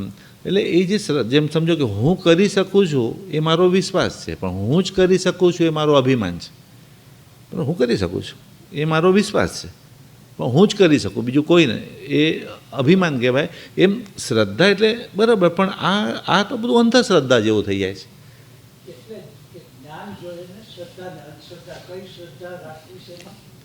નહીં અંધશ્રદ્ધા, હા એ સમજણનું એટલે વચ્ચે રાખ્યું છે, દર્શન જ્ઞાન ચારિત્રમાં જ્ઞાન એટલે વચ્ચે કેમ રાખ્યું છે? જેમ દેવ ગુરુ ધર્મમાં ગુરુને કેમ વચ્ચે રાખ્યા છે? તો કે ગુરુ છે એ દેવની પણ ઓળખાણ કરાવે, ધર્મની પણ ઓળખાણ કરાવે, મિડલમેન છે, મિડલમેન રાઈટ। મિડલ જેમ સત્ય સેલ્સમેન હોય તમારે, તો આને ન વેચવું તો વેચાવડાવી દે, આને ન લેવું તો લેવડાવી દે, એવી ડિમાન્ડ ઊભી કરે કે સેલ્સમેન એવો મજબૂત જોવે તમારે। એવી રીતના દેવ ગુરુ ધર્મમાં ગુરુ વચ્ચે રાખ્યા છે, દર્શન જ્ઞાન ચારિત્રમાં જ્ઞાન, કેમ કે એ જ્ઞાન તમારી શ્રદ્ધા પણ વધારે અને આચરણ પણ સુધારે। પણ હવે સમજો કે મને પહેલાં જ્ઞાન આવે, હવે જ્ઞાન આવે મહાવીર કોણે જોયું છે, શું પ્રૂફ છે? હવે આપણે તો કંઈ હવે સમજો મને કોઈ મારા પપ્પાને એ લોકો કે તમારા 7 પેઢીના નામ છે, એના પપ્પા એના પપ્પા એના પપ્પા, શું પ્રૂફ છે? શું પ્રૂફ કાંઈ નહીં, પપ્પાએ કીધું એટલે માનવાનું ને પપ્પા કહે છે કે આ 7 પેઢીના નામ છે, વડીલો કહે છે એટલે આપણે માનવાનું, બાકી પ્રૂફ તો કોઈ પાસે છે જ નહીં, રાઈટ। તો અમુક વસ્તુ એવી હોય છે કે જે શ્રદ્ધાથી જ આપણે स्वीकारवी पड़ती हो એટલા માટે। आप इस हिंदी में आगे, हाँ तो अभी भगवान की हम लोग बात कर रहे थे कि विश्व के अंदर जो भेदभाव है, विश्व के अंदर जो भी भेदभाव वगैरह है उसकी वजह क्या है? तो कि कर्म। भगवान जब जिंदा भगवान थे, ये धरती पर भगवान जिंदा थे, ऋषभदेव भगवान लास्ट जन्म में 13 घंटे तक एक फार्मर जो फार्मिंग कर रहा है, खेती कर रहा है, और वो बैल को जैसे खाना दिख रहा है तो उसको लकड़ी से मार रहे, तो वो क्या जाके बोलते हैं बैल के मुंह पे कपड़ा बांध दो ना, ये बैल के मुंह पे कपड़ा बांध दो। तो उन्होंने कपड़ा तो बांध दिया, वो काल के लोग एकदम सरल थे, कपड़ा बांध दिया। फिर रात के टाइम याद है उसको मैं कपड़ा बांधने को तो कहा मगर छोड़ने का तो कह नहीं रह गए, उसके कपड़ा निकाल दिया, नहीं मैंने बांध दिया। और जो बिन मांगे सलाह दी ना, अनवांटेड एडवाइस जो बोलते हैं, अनवांटेड एडवाइस में वो 13 आवर्स तक बैल को खाने में जो अंतराय किया अज्ञानता से, भाव भी अच्छा था, ये फार्मर का अनाज नहीं बिगड़ना चाहिए, ये बैल को मार नहीं पड़नी चाहिए, दोनों के कल्याण के लिए कहा हुआ था, फिर भी किसी का नुकसान हो गया। वो 13 घंटे तक बैल को खाने में अंतराय किया, इसलिए 13 महीने का वर्षी तप ने 13 महीने तक ऋषभदेव भगवान को वर्षी तप क्यों करना पड़ा? ऋषभदेव ने वर्षी तप किया कि करना पड़ा? वो तो जाते थे, रोज खाने को तैयार थे, मैं देता ही नहीं, कुछ मिल ही नहीं रहा था। जैसे कर्म खत्म हो तब उनको पारणा हुआ। मल्लीनाथ भगवान ने भी अपने फ्रेंड को फंसाया, कपट किया, स्त्री के अवतार में जन्म लिया। महावीर स्वामी भगवान ने पण गरम गरम गरम आयन और सर्वेंट के कान में डाल दिया, तो वही व्यक्ति ने कान में खिले विगरेट जो ठोक दिए। भगवान भगवान में भेदभाव क्यों है? क्योंकि कर्म है, बराबर, कर्म है। सुख के अंदर कौन से भगवान? तो शांतिनाथ भगवान ना, सुख एकदम 96 करोड़ गाँव के राजा, और 28 स्वप्न देखे थे उनकी माता ने। वो राजा में तीर्थंकर थे और साधु में राजा में वो चक्रवर्ती थे, 96 करोड़ गाँव के राजा, और साधु में वो तीर्थंकर भगवान थे, एकदम श्रेष्ठ पदवी दोनों। अगर सुख में शांतिनाथ भगवान है तो दुख में महावीर स्वामी भगवान, कितना दुख। राग में नेमनाथ भगवान, name Rajul name Rajul name Rajul, 9 भव तक उनका प्रेम चला, नेम राजुल 9 जन्म तक, साथ में मोक्ष में भी साथ में गए। राग और प्रेम में क्या फर्क?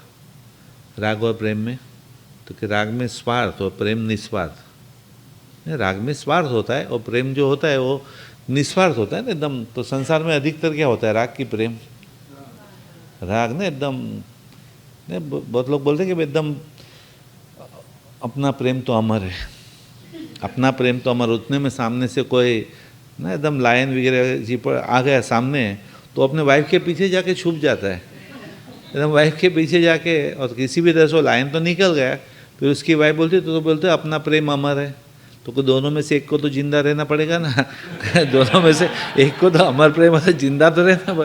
तो अभी इसीलिए, बाकी तो अमर प्रेम है ना दोनों का। तो जैसे 2 जन स्कूटर में जा रहे थे, ऊपर से कुछ कांच गिरा नीचे धाड़ से, स्कूटर वाला आदमी, आगे वाला आदमी पहले मर गया, पीछे वाला आदमी 10 मिनट बाद में मृत्यु हुई। अभी दोनों की आत्मा ऊपर देवलोक में जाती है, देवलोक के गेट पे उसको खड़ा रखते हैं, आर यू मैरिड कि अनमैरिड? बोलता है मैरिड, तो कि वेलकम, देवलोक के अंदर आपका स्वागत है। वो कंफ्यूज हो गया, ऐसा कैसे? अंदर जाके देवलोक के देवता को पूछते हैं इसकी वजह, कि नरक का दुख ऑलरेडी सहन करके आए हो नरक का दुख, यहाँ की बात नहीं, अमेरिका की बात नहीं, सॉरी, मैं इंडिया की बात कर रहा हूँ। यहाँ तो सब तो ही हाल है कि नरक का दुख तो ऑलरेडी आप सहन करके आए हो।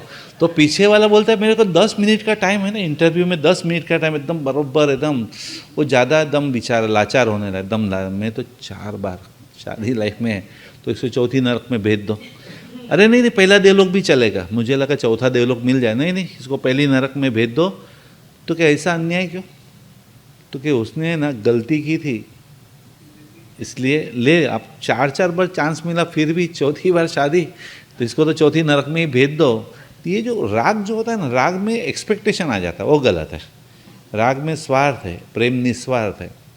कोई भी रिलेशन में अनकंडीशनल लव, वो प्रेम है। तो ये नेम राजुल का राग नहीं, प्रेम था। हमारे गुजराती में पंक्ति भी आती, वादड़ थी वातो करे, ऊंचो गढ़ गिरनार, पावन थे डोली રહ્યો, જ્યારે આવ્યા नेम कुमार, રાજુ લાવી સાથમાં છોડી સકળ સંસાર, અમર કહાની પ્રેમની તો ગાઈ રહ્યો गिरनार। અમર કહાની, એમ લવ સ્ટોરી એટલે नेम राजुलનું તમે જો, रागમાં તમને नेमनाथ भगवान, तो द्वेष में पार्श्वनाथ भगवान 10-10 जन्म तक उसका भाई शांति से जीने ही नहीं देता, हर जन्म में उसकी हत्या करता। मल्लीनाथ भगवान नसीबदार, 3 घंटे में केवल ज्ञान हो गया। ऋषभदेव भगवान दादा आदेश्वर जी क्यों, दादा अजीतनाथ जी क्यों नहीं, दादा संभव तक ऋषभदेव भगवान की 60,000 जनरेशन तक किसी की मृत्यु नहीं हुई, सब मोक्ष में उसके बेटे एकदम। तो एक साइड ऋषभदेव का शासन, एक साइड बाकी के 23 भगवान का शासन, एक बाजू आखू गाम और एक बाजू एकला राम।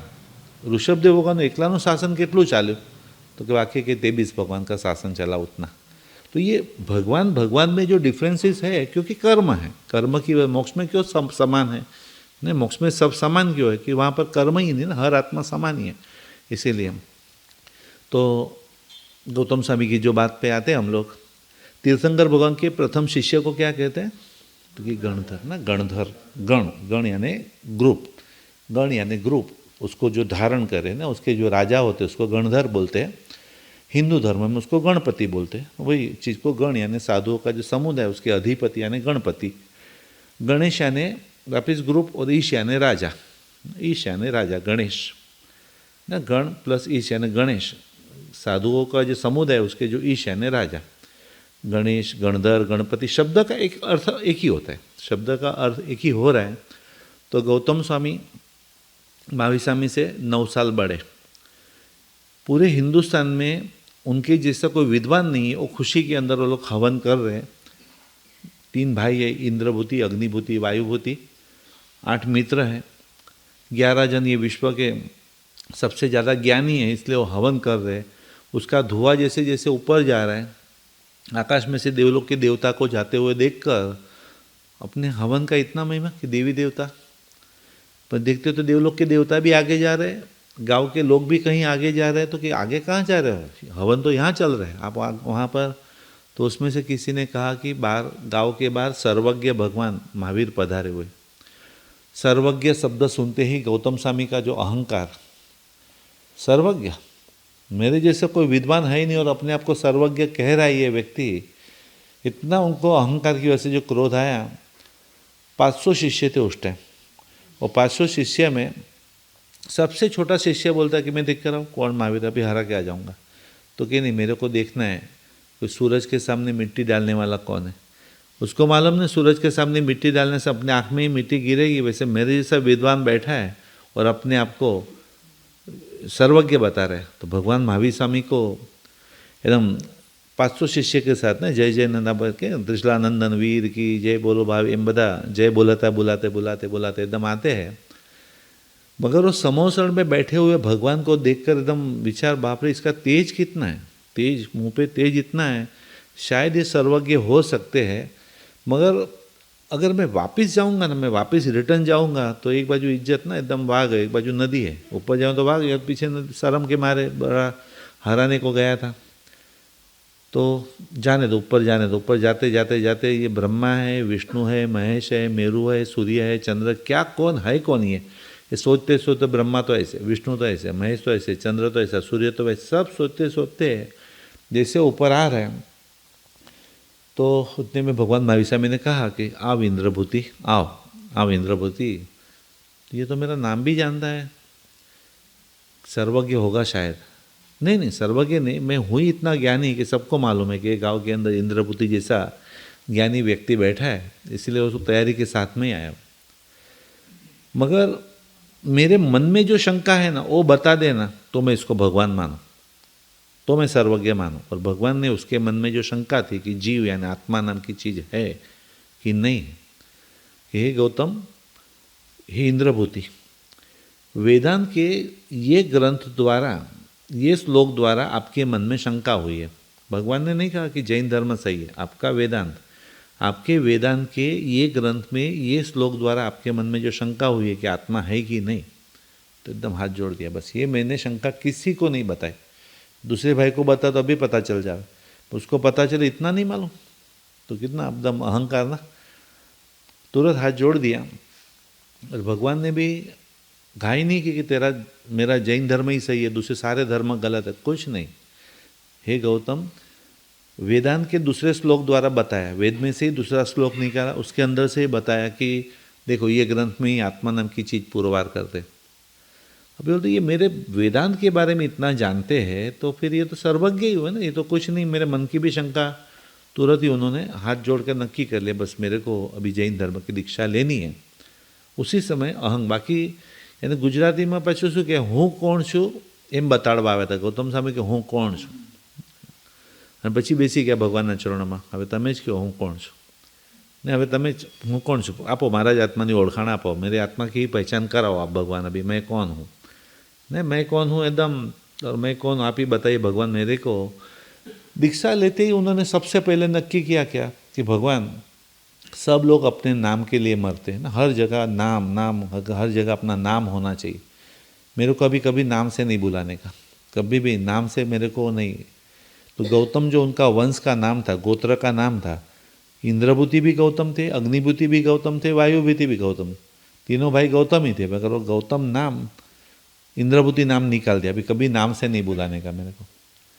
नाम आगे पीछे हो जाए ना तो भी तकलीफ हो जाए, यहाँ पर नेक्स्ट टाइम पैसा नहीं लिखाने का, अपना नाम पीछे आया था थोड़ा एकदम, नहीं तो अच्छा है, तो नाम सिस्टम ही नहीं है, बहुत अच्छी चीज़ है ना, कोई सेंटर में नाम જ नहीं ना, कोई नाम જ नहीं, एकदम सरस इकबाल, हाँ अच्छी बात है, एकदम चिट्ठी भेज देने की, जो भी कम पड़े घर पे बोल देना, आ जाएगा पैसा एकदम, नेक्स्ट टाइम से इतना भी नहीं ना, महालक्ष्मी का लक्ष्मी का कुछ, तो अच्छी बात है ना एकदम। देखो, अभिमान न होने का भी अभिमान होता है, એને સંભાળના એ 8 અભિમાન तो भगवान ने बताया, 9वां अभिमान में ठिकाने भाई अभिमान तो कोई अभिमान ज नहीं। हाँ, पाछू 9वां अभिमान ना આવી જાય पाछू। तो ये जो अहंकार वगैरह जो किया, गौतम स्वामी ने मन के अंदर नाम निकाल दिया, भाई मेरे को नाम से। गौतम स्वामी की जब भी पूजा करते हैं तो 3 चीज़ गौतम स्वामी के साथ मांगनी चाहिए, तप, त्याग और विनय। तप, जिस दिन से दीक्षा ली 30 साल तक, जब तक महावीर स्वामी ने दीक्षा ली 12 साल तक साधना की, 30 साल तक केवल नानी के रूप में विचरे। गौतम स्वामी 30 साल तक साधु के रूप में विचरे और 12 साल केवल नानी की तरह रहे। 30-12, 12-30 ऐसे 30 साल तक।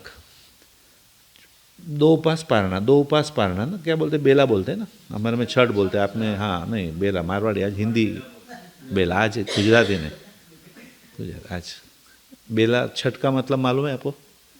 छठ यानी बताया था ना, 2 और 2 4 और आगे पीछे 1-1 टाइम का खाना का त्याग, यानी छठ।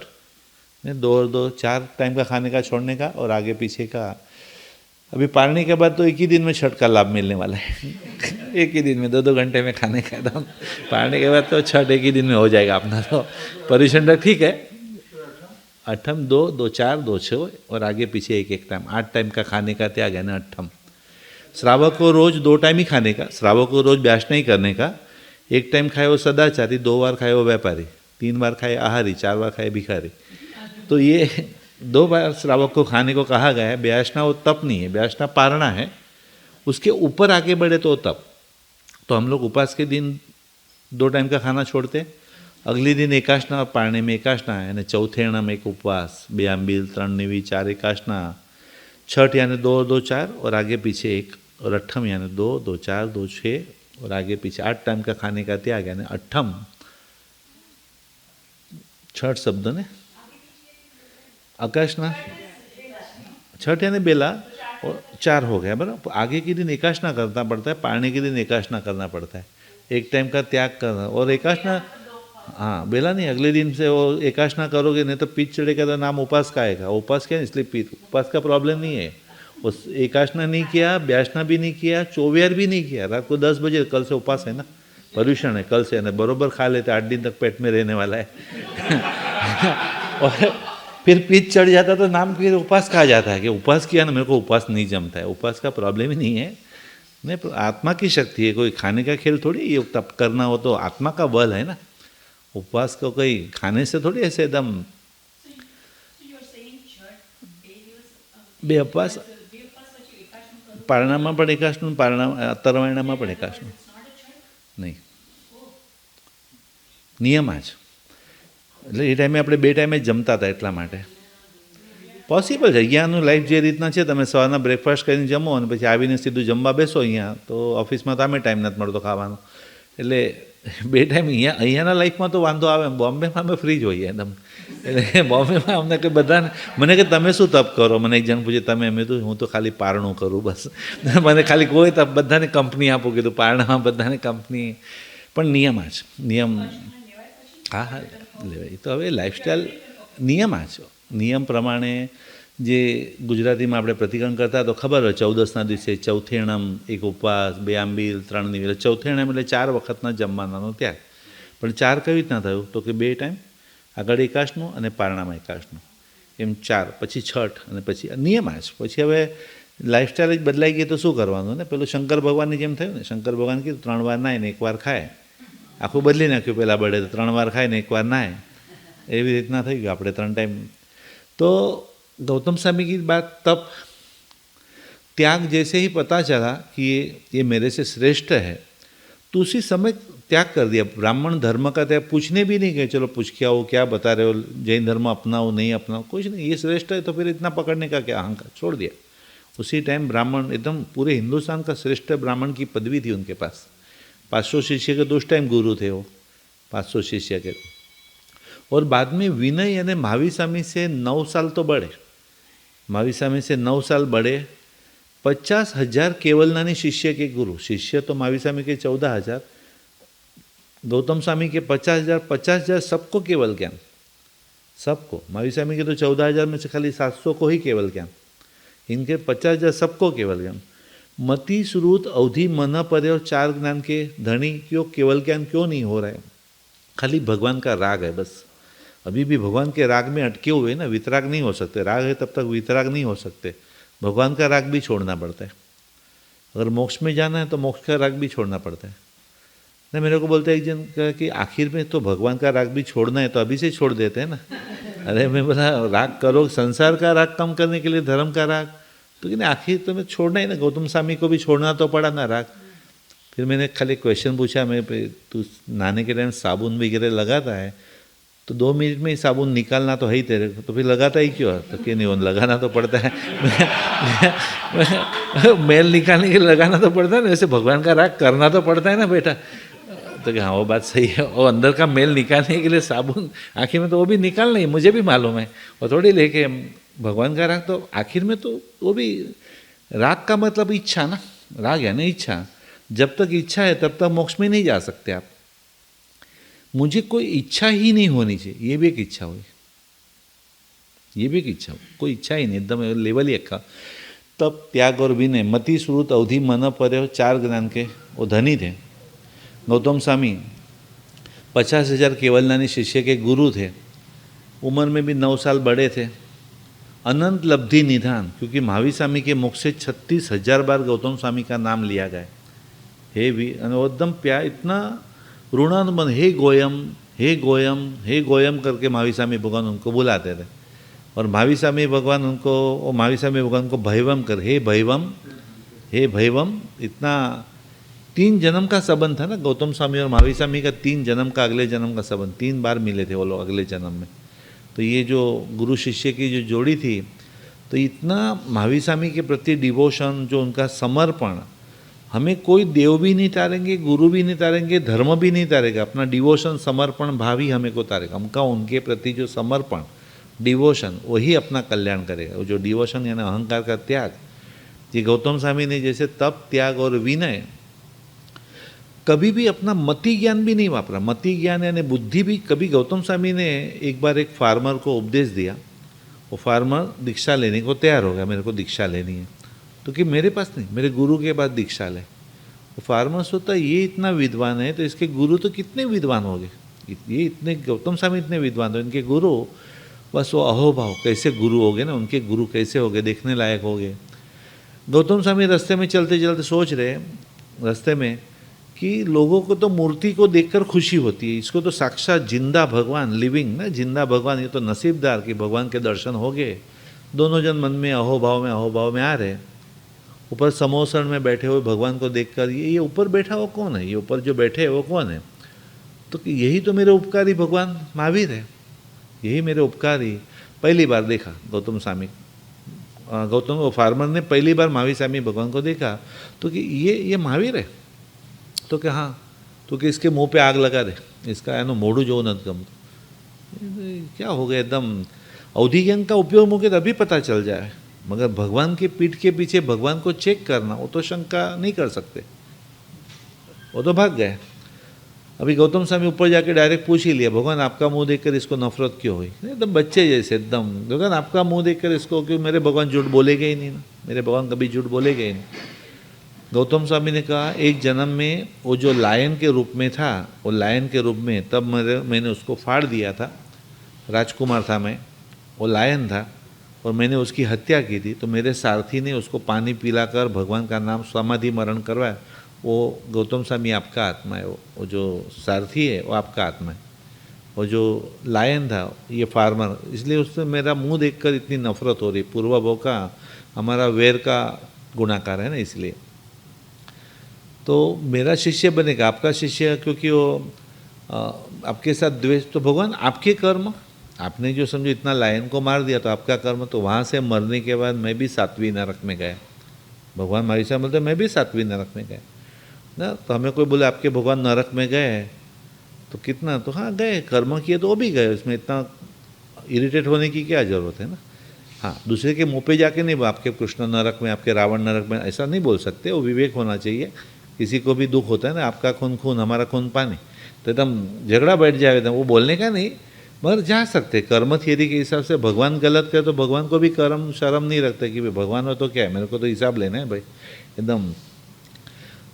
कर्म थियरी के 3 नियम है। भोगवे एनी भूल ને જે ભોગવે એની ભૂલ એટલે જે ભૂતકાળમાં જેણે ભૂલ કરી છે એને જ ભોગવવું પડશે। પછી આત્મા નાનું બાળક તો નાના બાળકને પણ કેન્સર આવી શકે। ભોગવે એની ભૂલ, जिसने गलती की उसको भुगतना पड़ेगा। बने ते न्याय, जो लाइफ में हो रहा है ऑलवेज न्याय, अन्याय जैसा कुछ है ही नहीं। अपने डिक्शनरी में जैन डायरेक्ट में अन्याय शब्द ही नहीं। થોડુંક અમારી સાથે અન્યાય થયો એવું બને જ નહીં। હમણાં જ વચમાં એક જણ મને કહે સર કે बॉम्बे में बॉम्बे में बोलते कि मेरा थोड़ा हस्बैंड भी नहीं समझो कोई वैल्यू, बच्चे भी सुनते नहीं है, सर्वेंट जैसे सर्वेंट भी एकदम मेरा कहा हुआ नहीं मानते, दूसरे का सबका मेरा नहीं मानते, एकदम एकदम एकदम ऐसे कोई कंप्लेंट कर रहे थे पढ़ते पढ़ते भाभी सर ऐसा क्यों कि भाई नहीं सुन रहे मेरे। पढ़े लिखे व्यक्ति है। मैंने कहा भाभी आपको शादी होने के बाद ये घर में 28 साल हुए, तो 28 साल हुए बराबर याद है, और मैं आपके घर पे 30 साल से पढ़ा रहा हूँ, आपसे पहले मैं आया हूँ, आप मेरे बाद में आए हुए। तो हाँ मुझे याद है आप मेरे शादी में भी आए थे, वो भी याद, मगर ये 30 साल में 28 साल में मैंने नहीं देखा कि इतना कोई अच्छा काम आपने किया होगा कि ऐसे 3 बेडरूम हॉल किचन में आपको रहने मिले, महाराज नौकर गाड़ी ड्राइवर है तो सही। तो इसको लास्ट जन्म में कुछ किया होगा ना मैंने। अच्छा पुण्य लास्ट जन्म में किया है। हाँ सर वो दुख पाप में कैसे भूल जाते हैं ना, लास्ट जन्म में मैंने नहीं सुना होगा इसलिए कोई नहीं सुन रहा है, मैंने मान नहीं दिया इसलिए मान नहीं मिल रहा है, किसी का अपमान किया इसलिए अपमान, भूल जाते सर, दुख में भूल जाते भगवान को, सुख में लगता है ऐसा एकदम। तो ना लास्ट जन्म में कुछ किया होगा तो ये सब मिला है, तो लास्ट जन्म में कुछ गलत किया होगा तो गलत भी मिलेगा ना, भोगवे नहीं भूल। गौतम स्वामी ने पूछा था महावीर स्वामी को, भगवान ये दुनिया में इतनी सारी आत्मा है कैसे हिसाब रखता होगा कर्म, गलती से एक की जगह दूसरे को उठा लेगा, ऐसा नहीं कहता एक की जगह ये फूल भगवान को चढ़ेगा, ये डेड बॉडी पे चढ़ेगा, ये मार्बल में से प्रतिमा बनती थी, ये मार्बल पैर के नीचे, ये गाय रास्ते में पूजी जाती है, ये कत्ल खाने में काटा जाता है एकदम, ये डॉग रास्ते में घूम रहा है, ये एकदम मर्सिडीज़ में घूम रहा है। तो ये कर्म थियरी के हिसाब से गलती से कर्म, तो कि लाखों करोड़ों गाय रास्ते में से आती है ना, तो मालिक को अपने गाय को पहचानने के लिए निशानी रखनी पड़ती, पैर में कुछ बांधो, गले में कुछ बांधो ना, जैसे एयरपोर्ट पे बैग में टैग बांधते हैं वैसे कुछ रक्षा पोटली होती है आज, तो एकदम कुछ बांधो कि जिसकी वजह से पता चलता है ये। मगर वो गाय के बछड़े को किसी की ज़रूरत नहीं है, गाय तो बछड़ा बरोबर लाखों गाय में से मेरी माता कौन है बरोबर जाके ना, उसको किसी की निशानी की ज़रूरत नहीं, तो बरोबर अपनी माता को पहचान लेता है। वैसे कर्म को किसी की ज़रूरत नहीं है। ये 4 टिकट कैंसिल की क्योंकि एक लड़के को बीमार बुखार हुआ इसलिए मम्मी पापा बहन ने टिकट कैंसिल करवाई, दूसरे 4 जन को एक्स्ट्रा टिकट मिला, आ जाओ जल्दी, एकदम समूह कर्म में धाड़ से साथ में उड़ गए सब लोग, साथ में कर्म भूला था, एक बीमार हुआ पुण्योदय, सबकी ज़िंदगी बच गई, 4 जन। ये सब कर्म के हिसाब से भोगवे नहीं भूल, जिसने भूल की उसको भुगतना पड़ता है। बने ते न्याय, लाइफ में जो भी होता है वो सब न्याय ही अन्याय जैसा। और तीसरे नंबर में અથડામણ टाड़ो, यानी टकरा के नया कर्म मत बांधो। लड़कर अच्छा नहीं, मौन रह के नहीं, बहुत लोग को सच्चे साबित होने की बहुत हैबिट होती है, मैं सही हूँ आपको प्रूव करके बताऊँ, उन्होंने ही गलत किया। धर्म बोलते हैं लड़कर सच्चा नहीं, मौन रह के अच्छा साबित होना है। ये सच्चा साबित होना वो अहंकार का प्रकार है। सच्चे साबित होने में क्या होगा, अगर मेरे घर पे दिवाली होगी तो मेरे भाई के घर पे होली होगी ना, उसका बुरा दिखेगा तो ही मेरा अच्छा दिखेगा, और मैं कॉम्प्रोमाइज़ करूँ तो उसके घर पे भी दिवाली, मेरे घर पे भी दिवाली, वो भी खुश है मैं भी खुश हूँ ना, पर वो अहंकार है ना एकदम। गौतम स्वामी तप त्याग और विनय, वो गौतम स्वामी अनंत लब्धि निदान पूरी ज़िंदगी में इतना पावर इतना है मगर कभी यूज़ नहीं किया ना। पावर होना एक अलग चीज़ है, और उसको एक बार उन्होंने खाली सूर्य के किरणों को पकड़कर और अष्टापद के ऊपर गए, सूरज के किरण को, अभी सोलर सिस्टम तो अभी आई, सोलर पावर से विमान, वो ज़माने में गौतम स्वामी अभी ऊपर जाने के बाद सोचते हैं कि साधुओं को द्रव्य पूजा तो है ही नहीं, धूप करो दीपक करो, साधुओं को तो है ही नहीं, साधुओं तो खाली भाव पूजा ही है। तो अभी साधु तो द्रव्य पूजा कर नहीं सकते एकदम, क्योंकि जीव हिंसा है सब चीज़ में। तो भाव पूजा में भी मेरे को दूसरे के सूत्र यूज़ करने का, मेरा खुद का स्वद्रव्य होना चाहिए ना।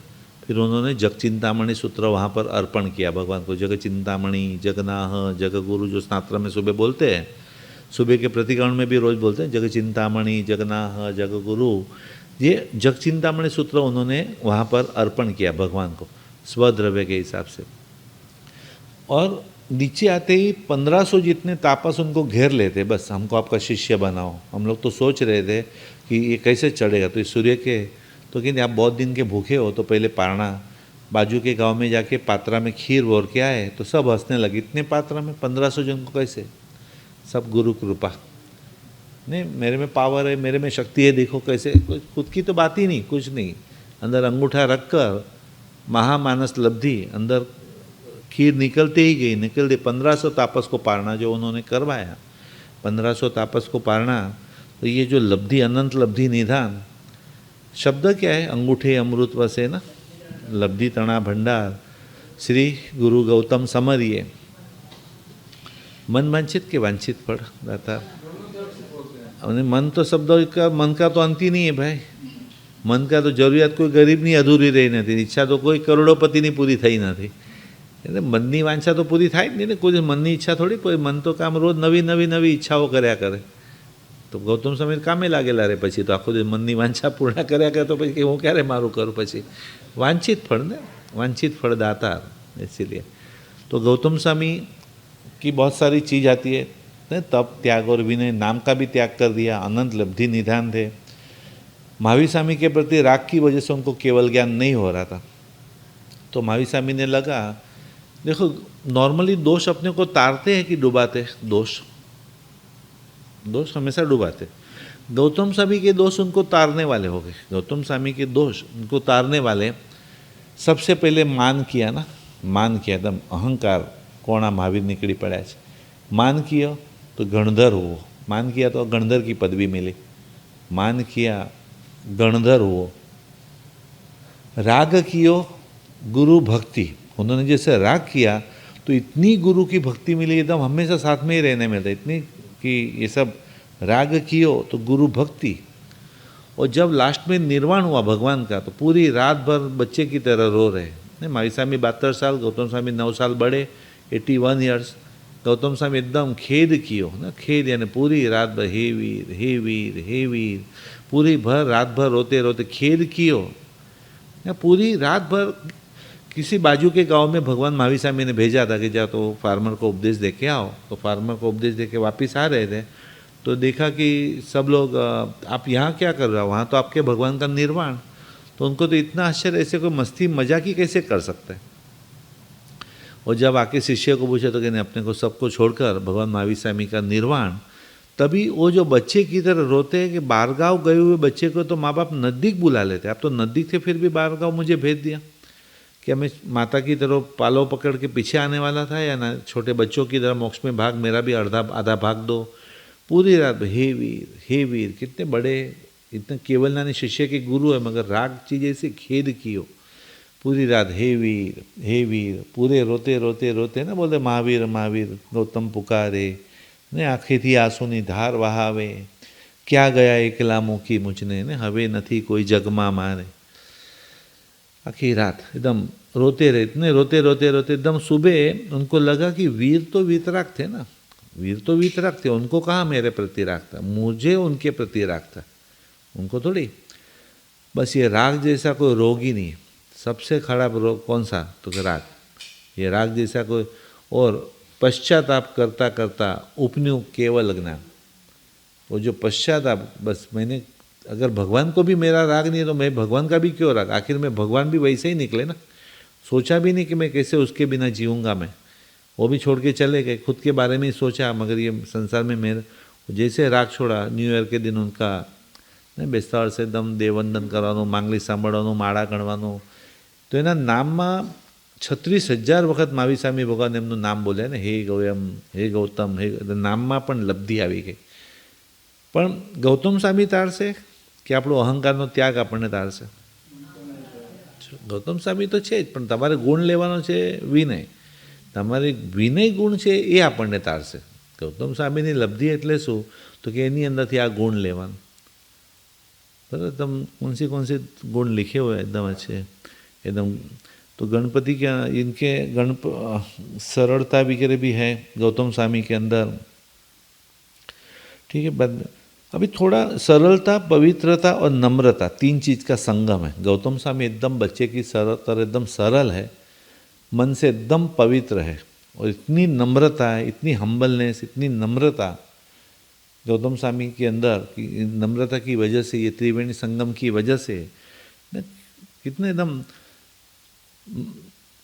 किसी की माफ़ी मांगने के लिए भी भेजा था कि जब उसकी माफ़ी मांग लो श्रावक की, तो श्रावक की भी माफ़ी। जब निर्वाण का समय नज़दीक आया, भगवान का निर्वाण का समय कि जब भी मेरा निर्वाण होगा तो मेरे बाद में ये सुधर्मा स्वामी पाठ संभालेंगे। हाजरी में सोंपવું तो पड़े, मारा પછી એવા સંભાળશે, मेरे बाद में सुधर्मा स्वामी। तो गौतम स्वामी अगर सोचते कि भाई उनको, मैं तो प्रथम शिष्य हूँ, सुधर्मा स्वामी तो 5वें नंबर के, तो मेरे को पाठ देने की जगह उनको, तो ठीक है उनकी पाठ है, जिसको देनी हो दो, अपने को क्या फर्क पड़ता, जिसको देनी हो दो, मगर मेरे में ऐसा क्या कम पड़ा होगा भगवान को कि उनको सुधर्मा ને એવું મારામાં શું ઓછું લાગ્યું હશે એવું પણ નથી વિચારતા, એટલું પણ નહીં, મારા ભગવાન કરે એ યોગ્ય જ હોય, मनથી એટલું પણ નહીં વિચાર કે ગૌતમ સ્વામી ને हम लोग समझो कि भाई આપણે પણ બોલ, ભલે જેને આપવું એને આપે, આપણે ક્યાં જોતું હતું, તો જોતું નથી તો કેમ બોલ બોલ કરે છે, નહીં જોતું નથી તો બોલે છે શા માટે, ઠીક એને આપ્યું તો આપ્યું। તો ગૌતમ સ્વામીને બદલે સુધર્મા સ્વામીને સોંપ્યું, ને સુધર્મા સ્વામી કેટલામાં ગણધર? 5वां नंबर का।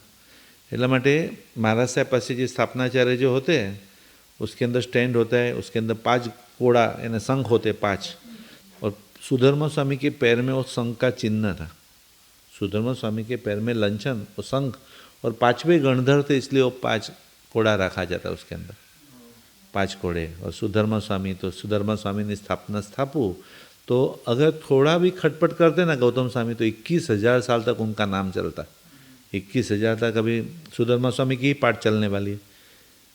तो जब उनको दूसरे दिन केवल ज्ञान हुआ, न्यू ईयर के दिन, तब उनको क्या दिखा कि भगवान के निर्वाण के बाद मेरा निर्वाण 11 साल के बाद, और सुधर्मा स्वामी का 20 साल के बाद, वो लंबी पाठ संभालेंगे, इसलिए उनको पाठ संभालने दी।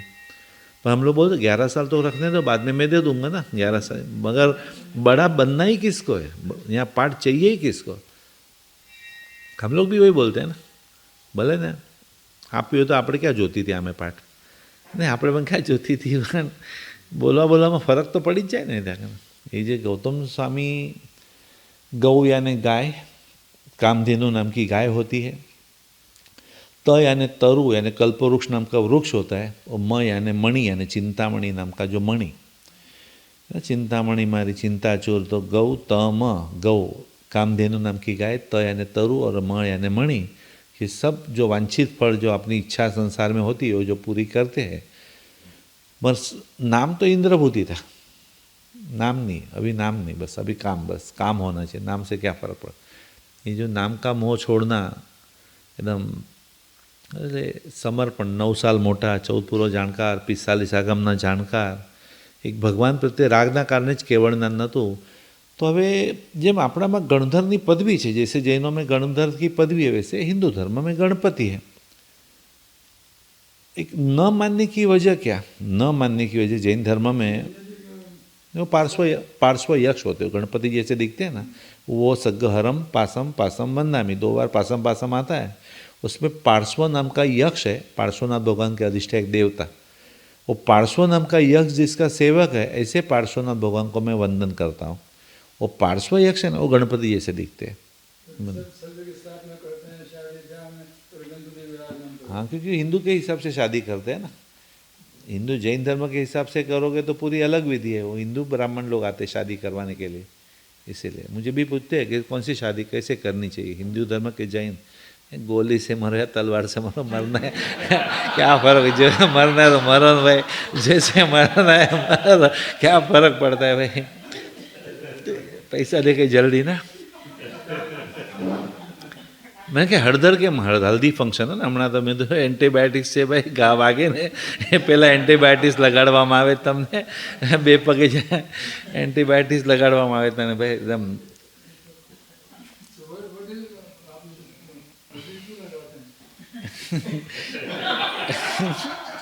एक सुकन वाली चीज़ है ना, सुकन, सुकन हल्दी कंकु वगैरह सुकन वाली चीज़ होती है ना, अच्छे प्रसंग में उसको सुकन वाली चीज़, यानी हल्की चीज़ मेहंदी भी लगाने, वो ब्रह्मचर्य के हिसाब से, जैसे शादी होती है तब मेहंदी पैक में, क्योंकि एकदम खाना पीना भी इतना रसकस वाला है, पहनना ओढ़ना भी, और एकदम जैसे ब्रह्मचर्य के एकदम नज़दीक आ रहे हो लोग अभी संसार के, तो अभी वो मेहंदी द्वारा उसकी गर्मी को कम किया जाता है शरीर की, इसलिए वो मेहंदी वगैरह लगाने की प्रथा होती है, पैर में हाथ में जो मेहंदी वगैरह लगाना उसके विकार को शांत करने के लिए, इसीलिए तो ये हल्दी वगैरह सुकन वाली।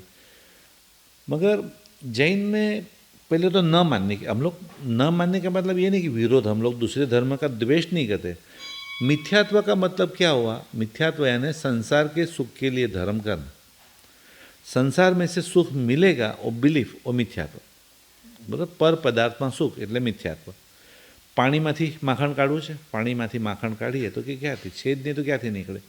તલમાંથી તેલ નીકળે, પણ ને ચોપાટી પરથી રેતી લઈ આવો ને એના ઘડા બનાવો, એમાંથી તેલ કાઢો, છેદ નહીં તો ક્યાંથી નીકળે? એ મને કોઈ વસ્તુમાંથી કે વ્યક્તિમાંથી સુખ મળશે ये मान्यता है मिथ्यात्व। नहीं, वस्तु में से या तो व्यक्ति में से सुख मिलेगा वो बिलीफ, वो मिथ्यात्व। और उस सुख के लिए जो धर्म करो वो सब मिथ्यात्व। संसार के सुख के लिए हाँ धर्म करो, संसार का सुख मिलेगा। धर्म करने से कभी मानतोंग सूरी महाराज ने बेड़ी तोड़ने के लिए भक्तामर बनाया था कि भक्तामर बना इसलिए बेड़ी टूटी। उन्हें तो आदेश्वर वन की भक्ति की, बेड़ी टूटती गई। श्रीपाल मीना ने आंबिल की ओली की और कोड मिट गया, मगर कोड मिटाने के लिए तो कभी ओली की ही नहीं उन्होंने। संसार के सुख, धर्म करो संसार का सुख मिलेगा। संसार के सुख के लिए धर्म करना हो, किसी से रिलेशन अच्छा होगा तो काम में आएगा ना, काम में आएगा इसलिए रिलेशन रख सकते। काम बहुत सारा माने एकदम ये कि दोस्ती थोड़ी कहेवाय, तो तुम्हारे स्वार्थ ज थयो ने, ये तो स्वार्थ ज थाय तमारे, तो मतलब नहीं। तो लागणी होती है वहाँ पर मांगनी नहीं करनी चाहिए ना। जहाँ लागणी होती है वहाँ मांगनी, और मांगनी की ली वहाँ लागणी थी ही नहीं पहले से। अगर मांगी लिया तो उसका मतलब पहले से ही दोस्ती में स्वार्थ था। तो भगवान के साथ लागनी का संबंध कि मांगनी का संबंध ना? लगनी ने लगन रखो, अपने आप मिलेगा। मांगने की, और उसमें रिश्वत तो बिल्कुल नहीं, इतना करोगे तो मैं इतना चढ़ाऊंगा आपको, इतना तो आपको इतना परसेंटेज, इतना ये तो सब गलत है ना एकदम, ये सब व्यापार। तो न मानने की पहले वजह मिथ्यात्व का मतलब, अभी वो शंकर भगवान आए, गणपति जाने नहीं देते, पार्वती स्नान करने बैठी है, तो शंकर भगवान को मालूम नहीं है मेरा बेटा है, भगवान अज्ञानी। क्रोध आया, गला काट दिया। गला कैसे काट सकते किसी का? पार्वती आके रोने बैठ गई, मेरा बच्चा था, आपको मालूम नहीं? तो कि नहीं, तो कि उसको जिंदा करो किसी भी तरह से। तो मोह, अपना बेटा इसलिए जिंदा भी करते हैं। सिपाही को कहा जो पहला आदमी जानवर मिला उसका गला काटो, तो निर्दोष हाथी का गला काट दिया ना। निर्दोष हाथी का प्लास्टिक सर्जरी के तो छेद लगाड़ी दो ना भाई, छेद गड़ू लगाड़ो, निर्दोष हाथी ने केम कापवानो पाछो? निर्दोष हाथी का गला लगाया। तो ये जो मोह है, अज्ञानता है, क्रोध है, ये अन्य धर्म में शक्ति की पूजा है। अन्य धर्म में नवरात्रि में भी देखो, इस दिन ये माता, इस दिन ये माता, अलग अलग अलग अलग माताजीની પૂજા। આપણામાં સાતમથી પૂનમ સુધી ગુણોની પૂજા છે। તમે આંબિલના ઓળીના 9 દિવસ જો તો અરિયનમાંથી પરોપકાર, સિદ્ધમાંથી સ્વાધ્યાય, આચાર્યથી આચરણ આવે, ઉપાધ્યાયથી વિનય આવે, સાધુથી સહાયતા આવે, દર્શન એટલે સદભાવના, જ્ઞાન એટલે સદવિચાર, ચારિત્ર એટલે સદવર્તન, અને તપ એટલે સંતોષ। આ બધા ગુણોની આરાધના। આપણામાં ગુણો નહીં, એ લોકોમાં આજે બાળક માટે આ માતાજી, લક્ષ્મી માટે આ, આના માટે આ, એટલે 9 દિવસ અલગ અલગ માતાજી આવે ને। વોટ્સઅપ પણ આવે, મારી પત્ની દેવી છે, મારે પણ દેવી જ કીધું, મારે દેવી જ, પણ લેતું નથી। કીધું મારે દેવી જ, શું કરું કે લે મારી દેવી છે, શું કરવાનું? કઈ બધાને એમ લાગે થોડી ચાલે। એટલે શક્તિ की पूजा और गुण की पूजा। શક્તિથી શું લાગે? શક્તિથી શું લાગે? તમે ચૂપ કરાવી શકો ને કોઈને, એટલે ઠીક છે, પાવર ઠીક છે, પુણ્ય છે એટલે બધા સાંભળે, બાકી કોઈ સાંભળે બી નથી। પ્રેમથી જ જીતાશે ને, પ્રેમથી જ। એટલે ગુણ, આપણામાં ગુણ। તો હવે આ ગળું કાપ્યું, મરેલાને જીવતું કર્યું, આ બધું શક્તિની વાતો છે ને। હિન્દુ ધર્મમાં બ્રહ્મા વિષ્ણુ મહેશ જે ભગવાને ત્રિપદી નાખી ને, ત્રિપદી उपन्नेवा, विघम्मेवा અને ધુવેવા। भगवान के संसार की हर चीज़ उत्पन्न होती है, हर चीज़ नाश होती है, और हर चीज़ शाश्वत होती है ना। पहले दिन कहा था जीव और अजीव जो है उत्पन्न होते, नाश भी होते और शाश्वत होते, उतने ही रहते, कम ज़्यादा नहीं होते। हर चीज़ उत्पन्न थाय, हर एक वस्तु नाश पामे और हर एक वस्तु शाश्वत, खाली फॉर्म चेंज थाय एनुं एटલું ને એટલું, एनर्जी एटली ने एटली ज रहे। હવે આ કોઈ પણ હિન્દુ એ કુદરતના ક્રમથી લોકો ડરતા નથી, કુદરતના ક્રમથી ડરતા નથી, એટલે પછી હિન્દુ ધર્મમાં એનું રૂપ આપ્યું કે બ્રહ્મા ઉત્પન્ન કરે, વિષ્ણુ સંચાલન કરે અને મહેશ બધું નાશ કરે.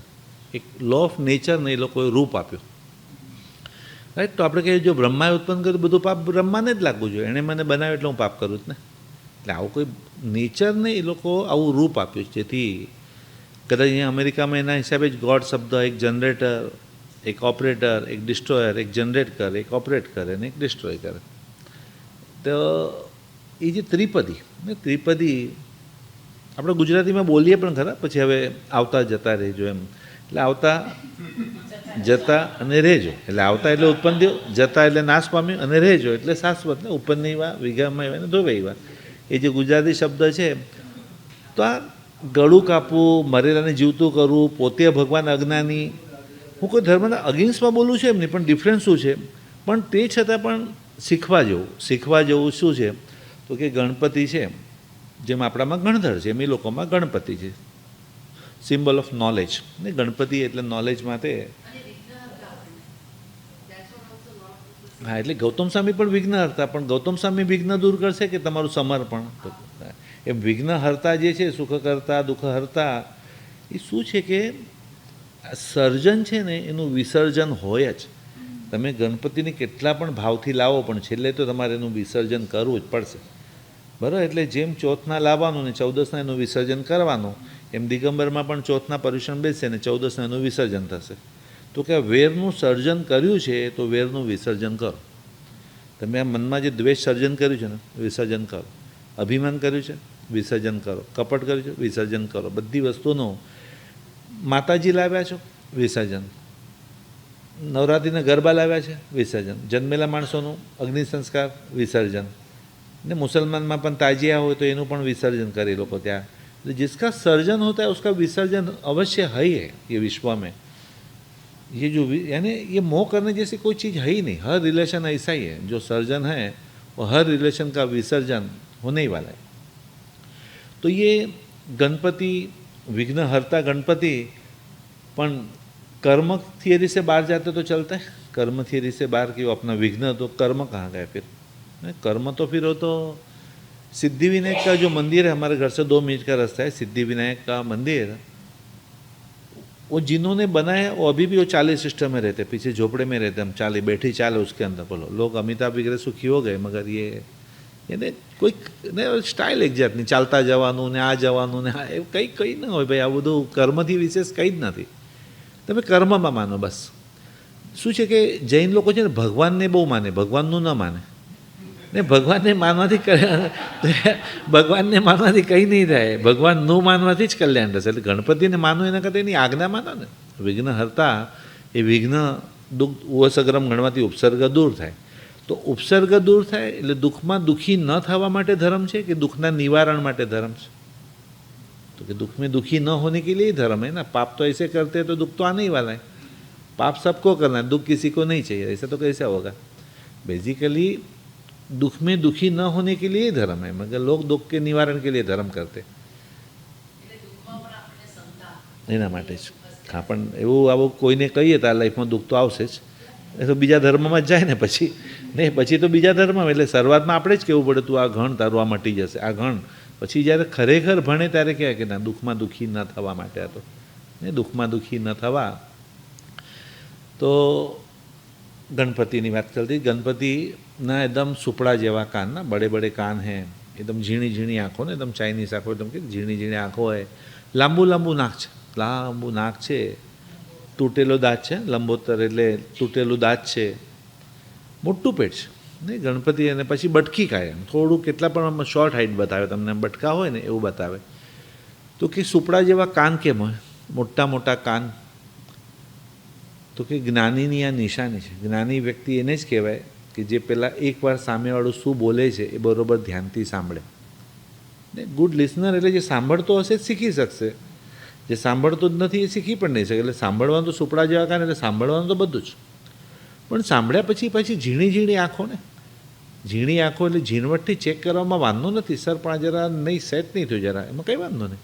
તમે આ પ્રશ્ન પાછો બીજી વાર, એટલે ઝીણી આંખો એટલે એકદમ તમે થોડું ચેક કરો. દર્શન પછી જ્ઞાન જરૂરી જ છે, એટલે તમે જ્ઞાન પણ એમાં લાંબુ નાક હોય ને, લંબા નાક होता तो पूरी गंध आ जाती है, कुछ धर्म के नाम पे गड़बड़ चल रही है। यहाँ पर धर्म नहीं है, यहाँ कुछ अपना अहंकार है। धर्म के नाम पे लंबा नाक होता है ना, नाक એટલે આમ એ તો ગંધ આવે છે, જરા કે અંદર રંધાઈ રહ્યું છે, અંદર ગડબડ છે, લાંબુ નાક હોય, તૂટેલો દાંત, अर्धो दांत तूटेलो। भगवान क्या बोलते हैं, हम लोग तो गणधर बोलते हैं, हम लोग तो सब अपूर्ण है ना, भगवान ही पूर्ण है। भगवान पूर्ण है, ये केवળના नहीं है, આપણે તો અપૂર્ણ છે। એ જે બોલે છે અમે લખીએ છીએ, અમારા મરજીથી તો અમે નથી લખતા સૂત્ર, જે ભગવાનનું બોલેલું છે જ। એટલે ભગવાન પૂર્ણ है, हम लोग अपूर्ण है।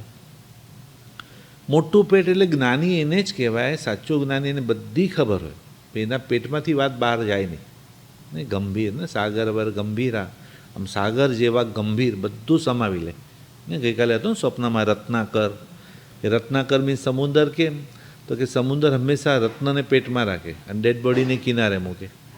કોઈ નબળી વાત જ નહીં કરવાની, કોઈ નબળી ચલો પતી ગયો, છોડો છોડો આગળ વધો, ચલો સારી વાત કરો, ક્રિએટિવ વાત કરો, શું કરવું છે એ વાત કરો, સારી વાત। જો આણે આ સારું કર્યું, આણે આ સારું કર્યું, આણે આ સારું, આણે શું નહીં કર્યું જાણે, તો એ અટકી જશું ને, ગ્રોથ નહીં હોય ને। एकदम गंभीर, सागर वर गंभीर है ना, सागर जेवा गंभीर, एकदम एकदम गंभीर। तो कितनी नदी का पानी उसके अंदर आता है, और उसमें थोड़ा बाहर आने पे उत्तराखंड पूरा का पूरा एकदम थोड़ा सा भी आने पे एकदम चला जाता है। मोटू पेट એટલે गंभीरता एकदम। પછી એના પગ પાસે ઉંદર હોય ને, माउस होता है उनके पास। तो माउस का मतलब क्या हुआ, माउस का स्वभाव, ઉંદરનો સ્વભાવ હંમેશા ફૂંકી ફૂંકી ફૂંકી ફૂંકી ફૂંકીને મારવાનો, ફૂંકી ફૂંકીને એવા ચાર પાંગળ ખાઈ જાય ને અંદર, એનેથી આપે એમ આખું કાન ખાઈ જાય, પગ ખાઈ જાય, એટલું માઉસ ફૂંકી ફૂંકીને એમ ચિંતા છે ને, ચિંતા એ અંદરને અંદર આપણને ખાઈ જાય। ચિંતામાં ડાયાબિટીસમાં શરીર ઘટી જાય તો એ ડાયટ ન કહેવાય, પછી એ શરીર ગળી ગયું ભાઈ, ખોખલું છે આખું શરીર, અંદરથી ખોખલું થઈ ગયું, ક્યારે ટપકી જશે। એટલે ચિંતા જીવતાને બાળે ને, ચિતા મર્યા પછી બાળે ને, ચિંતન કર્મ બાળે। અત્યારે ભણીએ છીએ શું થાય, કર્મ બાળી રહ્યા। સ્વાધ્યાય નામનો તપ છે અત્યારે, चिंतन ए कर्म बाढ़े, चिंता जीवता ने बाढ़े, चिता मर पची बाढ़े। तो ये चिंता को जो आदमी अपने पैर के पास रखता है ना, वही सच्चा ज्ञानी है। प्रॉब्लम तो सर व्यक्ति के लाइफ में होता है, बीमारी है तो उसको सर पे लेके क्यों घूम रहा है, नहीं प्रॉब्लम है तो उसके लिए क्या करना है, बोलो ना भाई। प्रॉब्लम है तो क्या करना है, डॉक्टर के पास जाना है, वो जो बोले उसके हिसाब से दवाई करनी है, हॉस्पिटल जो। पर आ 6 प्रॉब्लम माथा पर लेशो तो और वधारे थी जैसे ना, एकदम वधारे एकदम कोई भी लाइफ में कोई पण दुख ने माथे नहीं, चिंता को हमेशा जो पैर के पास रख सके ना प्रॉब्लम हो तो उसको सॉल्यूशन भी हो। तो प्रॉब्लम की बात मत करो ना, क्या करना है वो बात करो ना। चिंता ने जो पग आगळ राखे, आवो स्वभाव जेनो होय ने, आवो स्वभाव एना घरमां ज रिद्धि अने सिद्धि नामनी 2 पत्नी ने, रिद्धि पैसो अने सिद्धि एटले फेम, अने शुभ अने लाभ नामना 2 दीकरा। जे काम करे एमां शुभ ज शुभ, अने शुभ एटले कल्याण ज थाय अने लाभ ज लाभ। आपણા ધર્મમાં એને મંગલ અને કલ્યાણ કહેવાય છે। મંગલ એટલે અશુભનું નિવારણ, મંગલ ને શુભ થાય કલ્યાણ। મંગલ કલ્યાણ આવાસમ, સર્વમંગલ માંગલ્યમ સર્વ કલ્યાણ કારણમ। શુભ અને લાભ નામના 2 દીકરા, રિદ્ધિ સિદ્ધિ નામની 2 દીકરી। અને આ ખરેખર જ્ઞાની માણસ એને જ કહેવાય કે એના બોલવામાં હંમેશા મીઠાશ હોય। આમ એક પણ વાક્ય એવું ન બોલું કે એનાથી દુઃખ લાગે, ભલે સાચું બોલ્યા પણ દુઃખ લાગે એવું કેમ બોલ્યા, સાચું પણ દુઃખ લાગે એવું બોલો તો એ ન જ ચાલે ને। એટલે આમ માવી જન્મના મોદકની લાડવાની જ પ્રભાવ ના અપાય ને, બોમ્બેમાં તો લાડવા જ આપે, ત્યાં કારણ કંઈ ભજીયા કેટલા પણ ભાવે તો તીખા ભજીયાની પ્રભાવ ના કરીએ કે ભાઈ ભજીયા મોદક ને, મોદક એટલે મીઠાશ। બોલવાની અંદર જ્ઞાની માણસ એને જ કહેવાય કે જેને બોલવામાં હંમેશા સ્વીટનેસ હોય, મીઠાશ હોય, સામેવાળાને પ્રિય લાગે એવું બોલતા હોય। સીધી ભૂલ નહીં કાઢવાની, કોઈની પણ ડાયરેક્ટ ભૂલ કાઢો તો એનો પણ ઈગો હટ થાય, સીધી ભૂલ ના કાઢાય। 3 ચીજના પહેલાં વખાણ કરી અને પછી એક વીક પોઈન્ટ કાઢતા આવડે તો ભૂલ કાઢવાની, તો નહીં કાઢવાની। પહેલાં 3 ચીજો તારું આ બરાબર છે, આ બરાબર છે, ખાલી આટલું ધ્યાન રાખે ને બધું સારું થઈ જશે। તો એને થાય કે હું કરી શકીશ। સીધું તો આ બરાબર નથી, તારું આ બરાબર, આટલું નથી આવડતું, આ નથી, આ તમે સીધો અભિમાનને નથી કરવું મારે, જાઓ કાંઈ નહીં મારે કરવું જ નથી, બધા ના રહેવું જ નથી તમારી સાથે। કારણ કે સીધી તમે ડાયરેક્ટ ભૂલ કાઢશો તો કોઈને પણ ઈગો હટ થાય। તો આ ખુદ શીખવા જેવું છે કે સુપડા જેવા કાન ને, ઝીણી આંખો ને, લાંબુ નાક ને, મોટું પેટ ને, ઉંદર ને, બધી વસ્તુ જે છે એકદમ, એટલે આપણામાં ગણધર હોય, એ લોકોમાં ગણપતિ છે। પણ એ ચમત્કારની બધી વાતો આવે એટલે આપણે જરા મિથ્યાત્વમાં મનાય છે આપણામાં। પણ હવે આપણામાં પણ ચમત્કારની વાતો આવવા માંડી ને. હવે આમ ઓસગરમ ગણશો તો આ, ને ભક્તામાં ગણશો તો આ, ને પદ્માવતી માતાને આમ, ને મણિભદ્રવીને તેમ, ને બધું ચાલવાનું. પછી એમાં તો લોભી હોય તો ધુતારા તો ભૂખે મરવાના જ નથી ને. લોભી હોય આપણે તો ધુતારા તો ભૂખે એ તો થવા. કર્મ થિયરીથી બહાર જવાનું જ નહીં. કર્મ થિયરીથી બહાર કેટલા જ બરાબર ને. હા,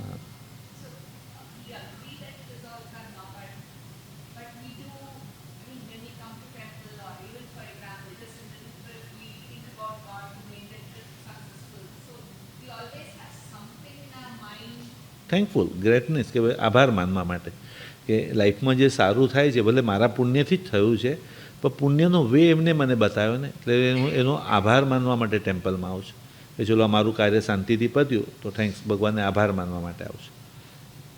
થેન્ક્સ કહેવા માટે કંઈ પણ.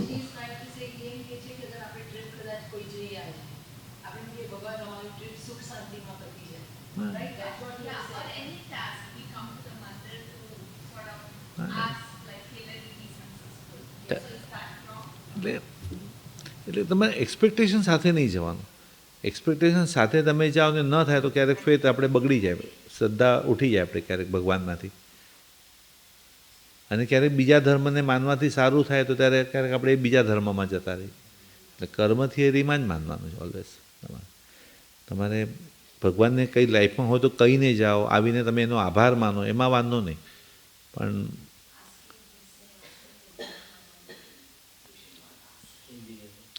कह सकते, मांग नहीं सकते.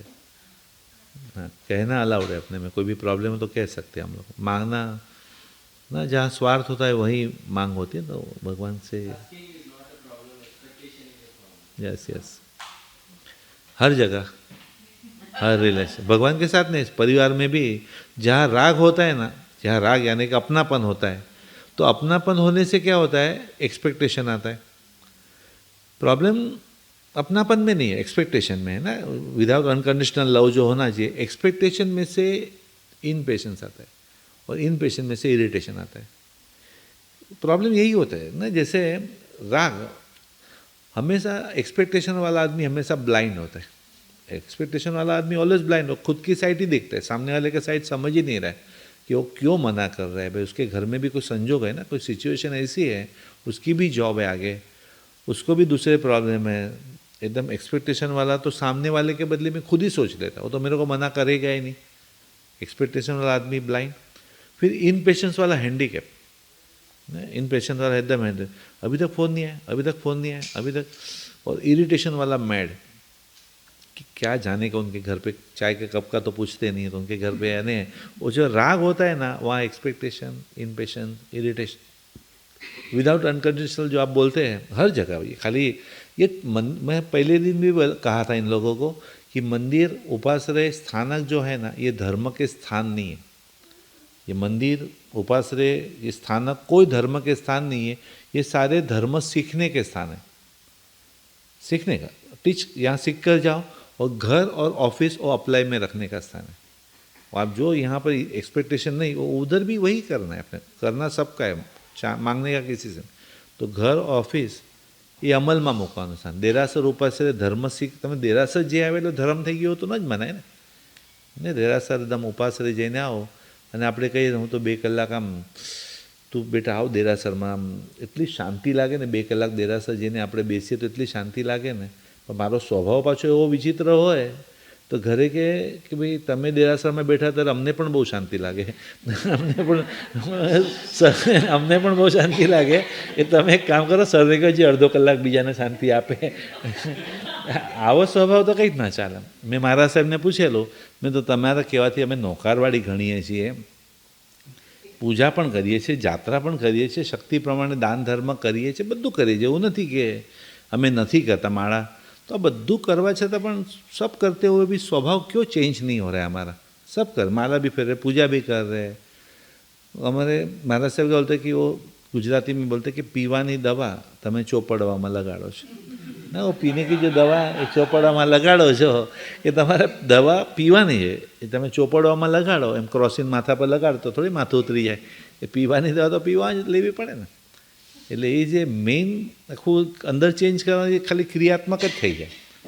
પેલી પાણીમાં ફરતી જે ફિશ હોય ને એ પૂછે કે આ લોકો તો કેવું શાંતિથી બધા ફરે જ બાધા, તો મમ્મીને પૂછે કેમ આપણે કેમ ધરતી પર ન जाए, हम लोग क्यों धरती पे नहीं जा सकते, ये लोग तो कितना अच्छी तरह से, हम लोग को पानी में, तो बेटा हम लोग सब फिश है ना, ये सब सेल्फिश है, ये सब सेल्फिश है, ये सब सेल्फी कितना नेचर को डिस्टर्ब कर रहे हैं. देखो शांत कितना नहीं, फिर नेचर भी डिस्टर्ब करेगा ना अपने को, कि तो तकलीफ है उसको. ये जो अंदर जो उतारने का उतारते ही नहीं, बार ही बार क्रिया रखी हुई है सब. और फिर वहम, डर, नहीं जाएंगे तो ये हो जाएगा, वो हो जाएगा, ये सब डर की वजह से धर्म बढ़ रहा है, फिर वो गलत है एकदम.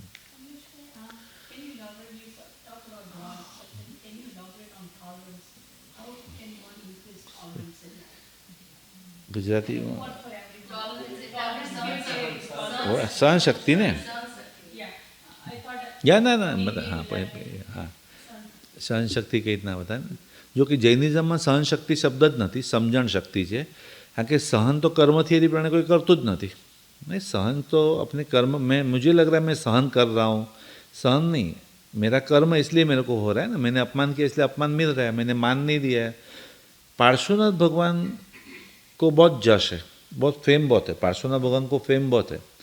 महावीर स्वामी को फेम नहीं है, इतना फेम पार्श्वनाथ भगवान जितने नहीं है, मंदिर उनके नहीं, इतने नाम उनके नहीं.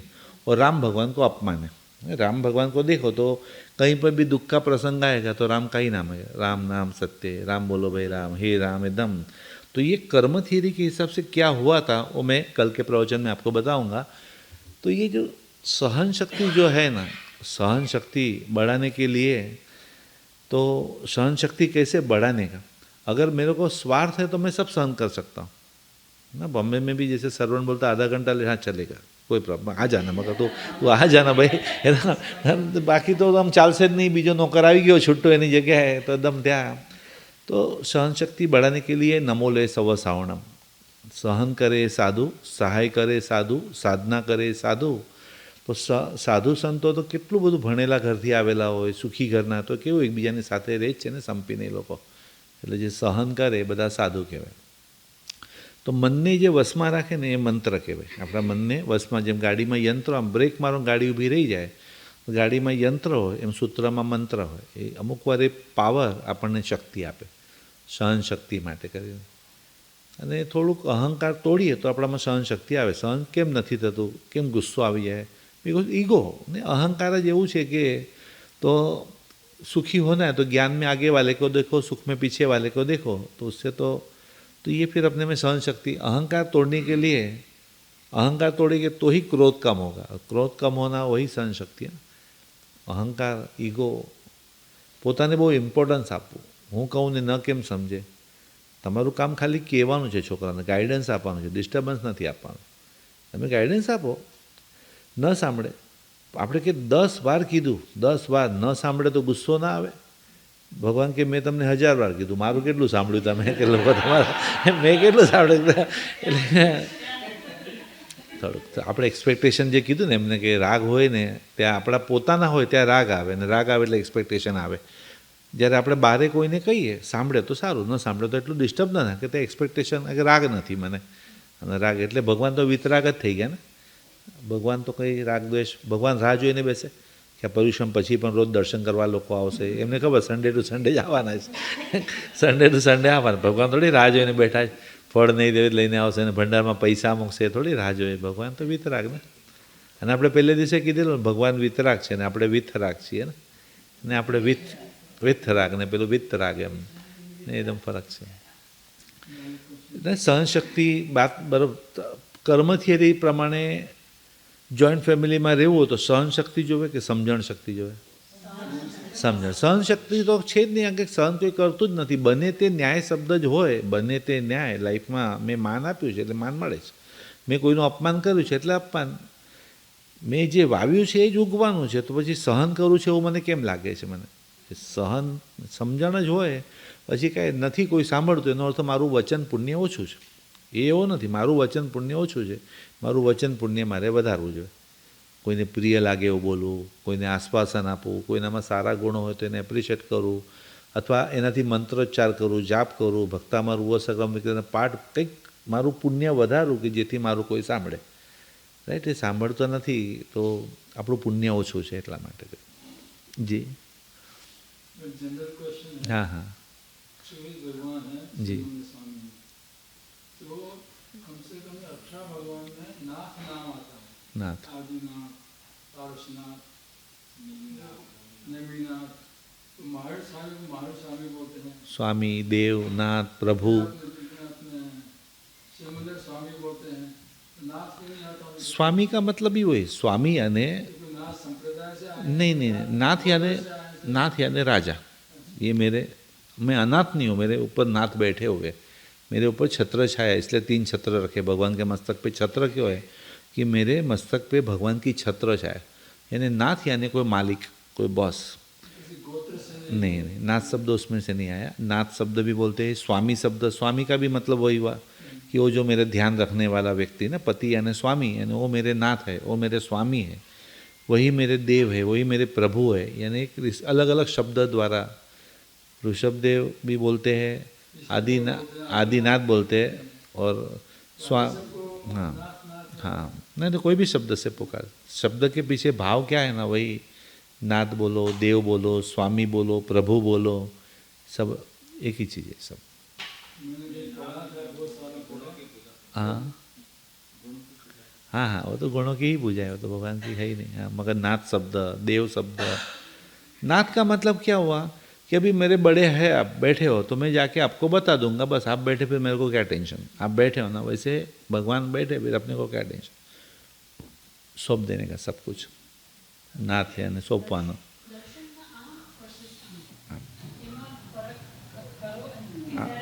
दिस इज योग मुद्रा. योग मुद्रा मीन्स એકબીજા સાથે જોડાયેલું છે, યોગ મુદ્રા. પછી જાવંતી જેમ જાવંત કેવી સૌ જય વિરાયમાં મુક્તા સુક્તિ મુદ્રા, મોતીના છીપ જેવી મુદ્રા. અહીંયા પણ મુદ્રા છે ને, અહીંયા પણ નીચે મુદ્રા આવે, જય વિરાયમાં મુક્તા સુક્તિ મુદ્રા. અને જીન મુદ્રા એટલે કૌશકમાં પાછળ 4 આંગળ ને આગળ 8 આંગળ એમ ક્રોસ પગ રાખવાનો. ઊભા હોઈએ તો આમ ક્રોસ પગ રાખવાનો, પાછળ 4 ને આગળ આમ. જીન મુદ્રા એટલે જીનેશ્વર ભગવાનની જેમ ઊભા રહેવાનું. જીન મુદ્રા, યોગ મુદ્રા, એકબીજા સાથે યોગ, અને મુક્તા સુક્તિ એટલે મોતીના નહીં. એટલે આમ છે શરૂઆતમાં, પછી ધીમે ધીમે ક્રિશ્ચનમાં એ ગોળ જ્યાં ઘૂંટણ પર બેસીને એ પછી ધીરે ધીરે એવી રીતના થઈ ગયું છે આમ.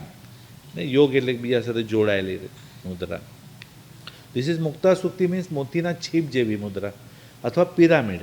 નહીં, પિરામિડ જે અહીંયાથી અહીંયા સુધી પિરામિડ હોય તો આમ પિરામિડમાં એ લોકો લગભગ આમ શું મૂકે, શું ઇજિપ્તની અંદર પિરામિડમાં તો કે જે પ્રિય વસ્તુ હોય એ મૂકે. કે આગલા જન્મમાં મને આ કપડાં જોવે, દાગીના જોવે, અથવા કોઈ રિલેટિવ્સ હોય તો એના ફોટા મૂકે. જે વસ્તુ પ્રિય હોય એ વસ્તુ મૂકે કે ભાઈ આગલા જન્મમાં. એમ ધર્મ કે તમને ભગવાનની ભક્તિથી શું જોવે છે તમને, તો જેટલી જેટલી વસ્તુ જોતી હોય તમે આની અંદર મૂકી દો. તો કે ભવ નિવ્યો, મગ્ગાનુસારિયા, ઇઠ્ઠફલ સિદ્ધિ, લોગ વિરુદ્ધ ચાવો, એ 8 વસ્તુ આપણે જે અંદર મૂકીએ, અને જેવી તમારી માંગણી પૂરી થાય એટલે પછી હાથ નીચે લેવા. જેવી રામ પછી આપણે હાથ પાછા નીચે લઈ લઈએ, સેવણા ભવ મખંડા એટલે હાથ નીચે લઈએ, તો જે મૂકવાનું એની અંદર મૂકી દે આમ તેમ. આમ યોગ મુદ્રાને. હાજી हाँ